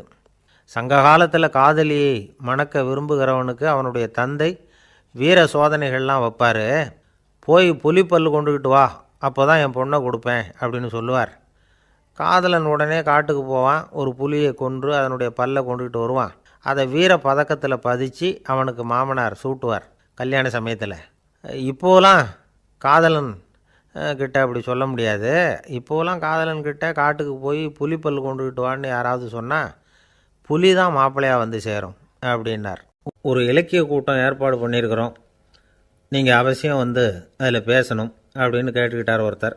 வேணாங்க, 4 பேருக்கு முன்னாடி வந்து நிற்கிறதுனா எனக்கு ரொம்ப கூச்சமாக இருக்கும் அப்படின்னார் இவர். ஏன் சார் இன்னமும் குழந்த மாதிரி கூச்சப்படுறீங்களே அப்படின்னார் அவர் ஒரு மாதிரியாக சமாளித்து அனுப்பி வச்சுட்டு அதுக்கப்புறம் அதை பற்றி இவர் யோசித்து பார்த்துருக்கார். சில நிபுணர்கள் எழுதியிருக்கிறத படித்தும் பார்த்துருக்கிறார். மனோதத்துவ நிபுணர்கள் என்ன சொல்கிறாங்க தெரியுமா? 10லேருந்து 20% குழந்தைகள் பிறக்கிறப்பவே கூச்ச சுபாவம் கொண்டதாக தான் இருக்குதாம். ஒரு தாத்தா தன்னோட பேர பிள்ளைய ஆசையாக கூப்பிடுறார் விளையாட்டு காட்ட, அதை அழுதுகிட்டு ஓடி போகுது. ஒரு அம்மா தன்னோட பிள்ளைய பள்ளிக்கூடத்தில் சேர்க்கறதுக்காக கூப்பிட்டுக்கிட்டு போகிறாங்க. அந்த புள்ள அம்மாவோட முந்தானையில் ஒளிஞ்சிக்கிட்டு வெளில வரமாட்டேங்குது. இவங்களெல்லாம் எப்படி சமாளிக்கிறது? குழந்தைகளோட கூச்ச சுபாவத்தை போக்குறது எப்படி? இதுக்கு நிபுணர்கள் சில யோசனைகளை சொல்லியிருக்கிறாங்க. மற்றவங்களுக்கு முன்னாடி என் பையனுக்கு கூச்சம் ரொம்ப அதிகம் சார், மற்றவங்க பார்த்தா ரொம்ப வெக்கப்படுறான், இப்படி சொல்கிற அப்பாக்கள் உண்டு. என் பையன் புது மனுஷாலை பார்த்தா அட்டையாக ஒட்டிக்குவான் சார் அப்படின்னு சொல்கிற அப்பாக்களும் உண்டு. இப்படிலாம் குழந்தைகளுக்கு வந்து முத்திரை குத்துறது ரொம்ப தப்பான். புதுசாக யாராவது வீட்டுக்கு வந்தால் குழந்தை தானாக தன்னோட கூச்சத்தையும் பயத்தையும் போக்கிக்கிட்டு சகஜமாக மாறி வர்றதுக்கு வாய்ப்பு கொடுக்கணுமா. ஒரு கூட்டத்துக்கோ அல்லது சொந்தக்காரங்க கல்யாணத்துக்கோ குழந்தைய அழைச்சிட்டு போகிறீங்க, அங்கே போய் கட்டாயப்படுத்தி குழந்தைய மற்றவங்க கிட்ட பேச சொல்லக்கூடாது. சில சமயம் குழந்தை தானாக தன்னுடைய கூச்ச சுபாவத்தை விட்டு பேசுகிறதுக்கு முன் வந்தால் அதை பாராட்டணும். குழந்தை கலகலப்பு இல்லாமல் மௌனமாக இருந்ததுன்னா அதையும் கண்டுக்கக்கூடாது. குழந்தை பேச ஆரம்பித்தா அதை ஆர்வத்தோடு கவனிக்க தெரியணும். கலந்து உரையாடுற பழக்கத்தை வீட்லேயே ஆரம்பிக்கலாம். கேட்டதுக்கு பதில் சொல் அப்படின்னு நீங்கள் அதிகாரம் பண்ணிகிட்டு இருக்கக்கூடாது. அது வந்து குழந்தைக்கு பேசுகிற சந்தர்ப்பத்தை குறைச்சிருமா. இப்போ நாம் அதிகாரம் பண்ணால் கேலி செய்கிற பழக்கம் குழந்தைகளை வந்து ரொம்ப பாதிச்சிருமா. பெரியவங்களானதுக்கு அப்புறமும் சில பேர் கூச்சத்தோடவும் பயத்தோடவும் இருக்கிறதுக்கு இதுதான் காரணம். சின்ன வயசில் அவங்கெல்லாம் ஏதாவது கேலிக்கு ஆளாகி இருப்பாங்க. 2வது குழந்தை மூத்த குழந்தைய வந்து கேலிக்கு ஆளாகிற சந்தர்ப்பங்களை கண்டு கேலி பண்ணினா அது இளம் நெஞ்சங்களை விட்டு நீங்கிறதே இல்லையா. எப்பவும் குழந்தையோட நடை உடை பாவனைகளை பற்றி சொல்லிக்கிட்டே இருக்கக்கூடாதான். அதுவே கூச்ச சுபாவத்தை கொண்டுட்டு வந்துடுமா. அப்பா எங்கேன்னு யாராவது கேட்டால் இது மாதிரி இன்ன காரியத்துக்காக வெளியில் போயிருக்கார், இத்தனை மணிக்கு திரும்பி வருவார் அப்படின்னு சொல்கிற அளவுக்கு குழந்தைகளை வந்து பழக்கப்படுத்தி வைக்கணும். ஃபோன்லேயே யாராவது விசாரித்தா கூட இது மாதிரி பதில் சொல்லு அப்படின்னு சொல்லணும். சின்ன சின்ன மீட்டிங்கில் 4 வார்த்தை பேச தயார் பண்ணலாம். ஒரு கடையிலையோ அல்லது ஹோட்டல்லையோ ஏதாவது விவரம் கேட்கணும்னா உங்கள் குழந்தைய தைரியமாக அனுப்புங்க. குழந்தைகள் பணிவாகவும் பொறுமையாகவும் விவரம் கேட்குறப்போ கூச்ச சுபாவம் தானாக போயிடும். சின்ன வயசுலேயே இப்படிலாம் பழக்கப்படுத்தினா தான் வருங்காலத்தில் தைரியமாக இந்த சமுதாயத்தில் வாழ முடியும். இல்லைன்னா 60 வயசுலேயும் அடுப்பங்கரையை விட்டு வெளில வர்றதுக்கு கூச்சப்பட்டுக்கிட்டு தான் இருக்க வேண்டியிருக்கும். இந்த காலத்து பிள்ளைங்க எவ்வளவோ பரவாயில்ல, எதுக்கும் தயங்குறதில்ல, கூச்சப்படுறதில்ல. ஒரு அம்மா அடுப்பங்கரையிலேருந்து சத்தம் போட்டாங்க, டேய் ராமு, தயவு பண்ணி அந்த டிவியை நிறுத்துறா, அந்த பெண்ணோட குரல் மகா மோசம், அடுப்பங்கரையில் இருக்கிற என்னாலேயே அதை சகிச்சிக்க முடியல அப்படின்னாங்களாம். உடனே பையன் கொஞ்சம் கூட தயங்காமல் பதில் சொல்கிறான், அம்மா இந்த குரல் டிவியிலேருந்து வரல, எதிர்த்த விட்டு மாமி தான் இங்கே வந்திருக்கிறாங்க, அவங்க தான் இப்போ என்னோட பேசிக்கிட்டு இருக்கிறாங்க அப்படின்னு நான். ஒரு விவசாயி விதைக்கிறதுக்காக வயல்வெளி பக்கம் போகிறார். விதைகளை அள்ளி வீசினார். அப்போ என்ன ஆச்சுன்னா சில விதைகள் வந்து பாதை ஓரத்தில் விழுந்தது, சில விதைகள் முள் செடிகள் மண்டி இருந்த புதருக்கு இடையில் விழுந்தது, சில விதைகள் நல்ல நிலத்தில் விழுந்தது. பாதை ஓரத்தில் விழுந்த விதை என்ன ஆச்சுன்னா அதெல்லாம் பறவைகள் கண்ணில் போட்டுவிட்டுது. உடனே வந்து உட்காந்து கொத்தி தின்னுட்டு போட்டுது. அதிகமாக மண் இல்லாத பாறை பகுதியில் விழுந்த விதையெல்லாம் லேசாக வேர் விட்டு முளைக்க ஆரம்பிச்சிது. அதுக்கப்புறம் வேர் கீழேயும் ஆழமாக போக முடியல, மேலேயும் சூரிய வெப்பம் அதிகம் தாங்க முடியல, எல்லாம் காஞ்சி கருகி போட்டுது. புதர் பகுதியில் சில விதைகள் விழுந்தது இல்லையா, முள் செடிகள் காடாக மண்டி போயிருந்தது. அதனால் முளைச்சி வர்ற செடிக்கு நெருக்கடி அதிகமாக போட்டுது, சரியாக வளர முடியல, விளைச்சலும் சரியாக இல்லை. நல்ல நிலத்தில் விழுந்த விதைகள் மட்டும் நல்லா முளைச்சிது, நல்லா வளர்ந்தது, விளைச்சலும் பிரமாதமாக இருந்தது. இந்த கதையை சொல்லிவிட்டு கேட்க செவியுள்ளோர் கேட்கட்டும் அப்படிங்கிறார் இயேசு பெருமான். ஆமாம், இயேசு கடலில் நின்ற படகு ஒன்றில் உட்காந்துருக்கிறார். கடற்கரையில் ஏராளமான மக்கள் உட்காந்துருக்கிறாங்க. அந்த சமயத்தில் தான் இயேசு ஓமைகள் மூலமாக மக்களுக்கு பல உண்மைகளை சொல்லிகிட்டு இருக்கிறார். மக்கள் அந்த கதையை கேட்டுட்டு ஒன்றும் புரியாமல் முழிக்கிறாங்க. அதை கவனித்த இயேசு அந்த ஓமையை விளக்க ஆரம்பித்தார். இதில் அந்த விதைக்கிறவர் தான் இறைவன். அவருடைய வார்த்தைகளை விதைக்கிறார். அந்த வார்த்தைகளை கேட்கிற மக்கள் அந்த விழுந்த விதைகள் மாதிரி 4 வகையானவர்கள். சில பேர் பாதை ஓரத்தில் விழுந்த விதைகள் மாதிரி. இறைவன் வார்த்தைகளை அவங்க கேட்குறாங்க. ஆனால் தீய எண்ணங்கள் செய்கைகள் மூலமாக விதைக்கப்பட்ட வார்த்தைகள் அழிஞ்சு போடுது. இறைவன் வார்த்தைகளை கேட்ட உடனே மகிழ்ந்து போய் உடனே சில பேர் அதை ஏற்றுக்கிறாங்க. இவங்கெல்லாம் அந்த பாறை பகுதியில் விழுந்த விதைகள் மாதிரி. அதனால் இவங்கெல்லாம் வேறு இல்லாதவங்க. கொஞ்ச காலத்துக்கு இறை வார்த்தைகளுக்கு கீழ்ப்படிந்து நடப்பாங்க. அதனால் ஏதாவது இடைஞ்சல் ஏற்பட்டால் உடனே தடுமாறுவாங்க. தங்கள்கிட்ட இருக்கிற நல்ல பண்புகளை விட்டுட்டு பாவ வழிகளுக்கு போயிடுவாங்க. முள் செடிகளுக்கு இடையில் விழுந்த விதைகள் மாதிரி உள்ளவங்க யாருன்னா, இவங்களுக்கு உலக கவலை உண்டு, செல்வத்தின் மீது மயக்கம் உடையவர்கள். உலக ஆசைகள் இவங்களுக்குள்ளே பூந்துடுறதுனால அங்கே இருக்கிற நல்ல பண்புகள் மறைஞ்சு போயிடுது. அதனால் அவங்களும் உபயோகம் இல்லாதவங்களாக ஆயிடுறாங்க. நல்ல மனிதர்கள் நல்ல நிலத்தில் விழுந்த விதைகளுக்கு ஒப்பானவர்கள். இவங்க இறை வார்த்தையை கேட்குறாங்க, அதை ஏற்றுக்கிறாங்க, அவங்களும் நல்லபடியாக வாழுறாங்க, அடுத்தவங்களுக்கும் உபயோகமாக இருப்பாங்க. இதுதான் இயேசு சொன்ன விளக்கம். நல்ல வார்த்தைகளை கேளுங்கள், நல்ல வார்த்தைகளை ஏற்றுக்கொள்ளுங்கள், அடுத்தவங்களுக்கு உபயோகமாக இருங்க. இதுதான் பெரியவங்கள்லாம் நமக்கு சொல்லுகிற உபதேசம்.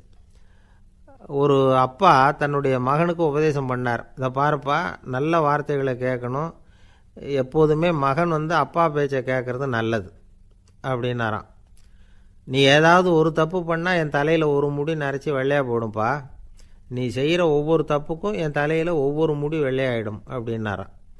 பையன் யோசித்தான், அப்பா இப்போ தான் எனக்கு புரியுது, தாத்தாவோட தலைமுடி பூராவும் வெள்ளையாக இருக்கிறதுக்கு என்ன காரணம்ங்கிறது எனக்கு இப்போ தான் புரியுது அப்படின்னானா. வங்க நாவலாசிரியர் சரத் சந்திரர் ஒரு நண்பர் அவர்கிட்ட வந்தார். வழக்கமாக எல்லா எழுத்தாளர்கள்கிட்டையும் கேட்குற ஒரு கேள்வியை கேட்டார். நீங்கள் எழுத்துத்துறைக்கு வந்தது எப்படி? இதுதான் கேள்வி. அதை தெரிஞ்சு என்ன பிரயோஜனம்னார் சரத் சந்திரர். சும்மா சொல்லுங்களேன், தெரிஞ்சுக்கிறேன் அப்படின்னார் வந்தவர். சரி சொல்கிறேன்னு ஆரம்பித்தார். நான் ரங்கூனில் வேலை பார்த்துக்கிட்டு இருந்தேன். சம்பளம் பத்தில், வேலையும் பார்த்துக்கிட்டு ஒரு பலசரக்கு கடை வைக்கலாம்னு நினச்சேன். என்னால் மளிகை கடை வச்சு சரியாக நடத்த முடியுமாங்கிற சந்தேகம் என் மனைவிக்கு. அதை சோதனை பண்ணி பார்க்கணுங்கிறதுக்காக சில பொருள்களின் அளவு, அதோட விலை, இப்படி சிலதை சொல்லி எல்லாத்தையும் மனக்கணக்காக கூட்டி போட சொன்னாங்க. என்னால் சரியாக கூட்டி சொல்ல முடியல. உங்களால் மளிகை கடை நடத்த முடியாதுன்னு சொல்லிவிட்டாங்க. உடனே என்ன பண்ணுறது, வேறு வழி இல்லை, கதை எழுத ஆரம்பிச்சிட்டேன் அப்படின்னார். கேட்டவருக்கு சிரிப்பு வந்துட்டு தான். சரத் சந்திரர் ஒரு பக்கம் சீரியஸான நாவல்கள், சிறுகதைகள் எழுதியிருந்தாலும் அவருடைய இன்னொரு பக்கம் வேறு விதம். நண்பர்கள்கிட்ட பேசும்பொழுதும் சரி, அவர்களுக்கு கடிதங்கள் எழுதும்போதும் சரி, கேலியும் கிண்டலும் நகைச்சுவை உணர்வும் அதிகமாக இருக்கும். காந்திஜி ஒரு சமயம் கல்கத்தாவுக்கு வந்திருந்தார். தேசபக்தர்கள் பல பேர் அவர்கிட்ட பேசிக்கிட்டு இருந்தாங்க. அப்போது சரத் சந்திரரும் அங்கே இருந்தார். கிரண் சங்கர் ராய் அப்படிங்கிறவரும் அங்கே இருந்தார். அவர் சொன்னாராம், காந்திஜியோட பழகிய முதல் வங்காளி நான் தான். போயர் யுத்த காலத்தில் இவர் லண்டனுக்கு வந்திருந்தப்போ என்கிட்ட தான் வங்காள மொழி கற்றுக்கிட்டார் அப்படின்னாராம். உடனே சரத் சந்திரர் காந்திஜியை பார்த்து, இவர் உங்களுக்கு வங்காள மொழி கற்றுக் கொடுத்தது உண்மைதானா அப்படின்னாராம். ஆமான்னாராம் காந்தி. அதனால தான் உங்களால் வங்காள மொழி கற்றுக்க முடியல அப்படின்னாராம். எல்லாரும் சிரித்தாங்களாம். சரத் சந்திரர் சாம்தாபேர் அப்படிங்கிற கிராமத்தில் தங்கியிருந்தார். ஒரு இலக்கிய நிகழ்ச்சியில் கலந்துக்கிறதுக்காக. அதுக்காக ஒரு கல்கத்தாவுக்கு போக வேண்டிய சூழ்நிலை. அதுக்காக புறப்பட்டார். அந்த சமயத்தில் பின்னாடி இருந்து யாரோ அவரை கூப்பிட்டாங்க. இப்படி கூப்பிட்டவரை பார்த்து இன்னொருத்தர் யாரோ அதட்டி இருக்கிறாங்க. போகிறவரை ஏன் இப்படி கூப்பிடுறீங்க அப்படின்னு. ஏன் கூப்பிட்டா என்னன்னு கேட்டிருக்கார் சரத் சந்திரர். புறப்படுறவங்கள பின்னாடி இருந்து கூப்பிடுறது அபசகுனம், போகிற இடத்துல ஏதாவது ஆபத்து வரலாம் அப்படின்னு அதுக்கு விளக்கம் கொடுத்துருக்கிறார் அவர். உடனே சரத் சந்திரர் சொன்னாராம், இதோ இவங்க என்னை இலக்கிய கூட்டத்துக்கு அழைச்சிட்டு போகிறாங்களே, இதை விட வேறு என்ன ஆபத்து வந்துட போகுது அப்படின்னாராம். இப்படி சரத் சந்திரருக்கு இயல்பாகவே நகைச்சுவை உணர்வு உண்டு. அவருடைய நண்பர் ஒருத்தர் வீட்டுக்கு கூப்பிட்டுருந்தார். அங்கே ஒரு கச்சேரிக்கு ஏற்பாடு பண்ணியிருந்தாங்க. சரத்சந்திரருக்கு இயல்பாகவே கச்சேரியில் நீண்ட ஆலோசனையெல்லாம் கேட்குறதுக்கு பொறுமை இருக்காது. அதனால் மெதுவாக பாட போகிறவர் எப்படி அப்படின்னு கேட்டிருக்கார். அவருக்கு ரொம்ப நல்லா பாட தெரியும் அப்படின்னு சொல்லியிருக்கிறாங்க. அதுக்கு சரத்சந்திரர் பாட தெரியுங்கிறது சரி, பாட்டை நிறுத்த தெரியுமா அதை சொல்லுங்கள் முதல்ல அப்படின்னாராம். கங்கை கரை தோட்டம் பக்கத்தில் ஒரு ஆசிரமம், அங்கே ஒரு பெரியவர் தங்கியிருக்கிறார். அவர் தான் ராமகிருஷ்ணன். ஐயா, உங்கள் பேரை தொடர்ந்து தினம் கேட்டுக்கிட்டு இருக்கிறேன் அப்படின்னார் ஒருத்தர். தொடர்ந்து கேட்குறீங்களே, உங்களுக்கு காது வலிக்கலையா அப்படின்னு கேட்டோம். பேசுகிற உங்களுக்கே வாய் வலிக்கலை அப்படிங்கிறப்போ கேட்குற எங்களுக்கு எப்படி காது வலிக்கும் அப்படின்னார். நம்ம உடம்புல ஒரு அதிசயம் என்ன தெரியுமா? ரொம்ப நேரம் நாம் நடக்கிறோம்னு வச்சுக்கோங்க, கால் வலிக்கும். ரொம்ப நேரம் வேலை செஞ்சால் கை வலிக்கும், உடம்பு வலிக்கும். ரொம்ப நேரம் பார்த்துக்கிட்டே இருந்தால் கண்ணு வலிக்கும். ரொம்ப நேரம் பேசிக்கிட்டே இருந்தால் வாய் கூட வலிக்கும். ஆனால் ரொம்ப நேரம் கேட்டுக்கிட்டே இருக்கிறதுனால காது வலிக்கிறது இல்லை. அதனால் கேட்குறதுக்கு முக்கியத்துவம் கொடுத்தாங்க நம்ம பெரியவங்க. திருவள்ளுவர் தேவையில்லாமல் வார்த்தைகளை உபயோகப்படுத்த மாட்டார். ஒரு திருக்குறள்னு எடுத்துக்கிட்டாவே அதில் மொத்தம் 7 வார்த்தைகள், அவ்வளவுதான். அப்படி 7 வார்த்தைகள் மட்டுமே உள்ள ஒரு திருக்குறளில் வள்ளுவர் ஒரே வார்த்தையை 5 தடவை உபயோகப்படுத்தியிருக்கிறார், திரும்ப திரும்ப பயன்படுத்தியிருக்கிறார். அப்படின்னா அதை எந்த அளவுக்கு வலியுறுத்தி சொல்கிறார் அப்படிங்கிறத நாம் புரிஞ்சுக்கணும். அது என்ன குறள்? செல்வத்துள் செல்வம் செவிச்செல்வம், அச்செல்வம் செல்வத்துள் எல்லாம் தலை. செவிச்செல்வம்ங்கிறது அவ்வளவு முக்கியமானது. கற்றலின் கேட்டல் நன்று.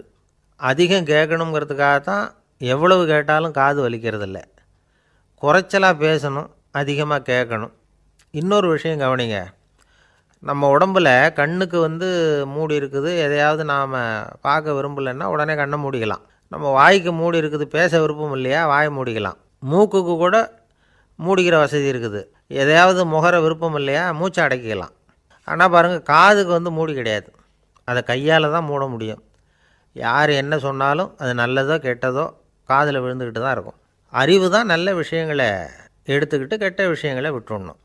நல்ல கருத்துக்கள் நம்ம காதில் நிறைய விழுந்துக்கிட்டே இருக்கணும். அதை கேட்டு நாம் நல்லபடியாக வாழணுங்கிறது தான் படைப்பின் விருப்பம். ஆன்மீகவாதிகள் கூட ஒன்று சொல்லுவாங்க, அதாவது ஆன்மீக பாதையில் நீங்கள் முன்னேறணும்னா முதல்ல சிரவணம் செய்யணும்பாங்க. அதாவது பெரியவங்க சொல்கிற நல்ல கருத்துக்களை கேட்கணும் அப்படின்னு அதுக்கு அர்த்தம். அதனால் யார் நல்ல கருத்துக்களை சொன்னாலும் அதை காது கொடுத்து கேளுங்க. இவ்வளவு கருத்துக்களையும் நம்ம நேயர் ஒருத்தர்கிட்ட சொல்லிகிட்டு இருந்தோம். அவரும் சரி சரின்னு தலையாடிக்கிட்டே இருந்தார். அப்புறம் சொன்னார், நீங்கள் சொல்கிறது சரிதான் சார், காதுக்கு மூடி இல்லைங்கிறது ரொம்ப சரி. அதனால தான் உங்கள் தகவல் கூட நாங்கள் விரும்புகிறோமோ இல்லையோ தினம் காதில் விழுந்துக்கிட்டு இருக்குது அப்படின்னார். எங்களுக்கு ரொம்ப பெருமையாக இருந்தது. அப்படியா அப்படின்னோம். ஆனாலும் என்ன மாதிரி சில பேர் நீங்கள் தகவல் சொல்கிற சமயத்தில்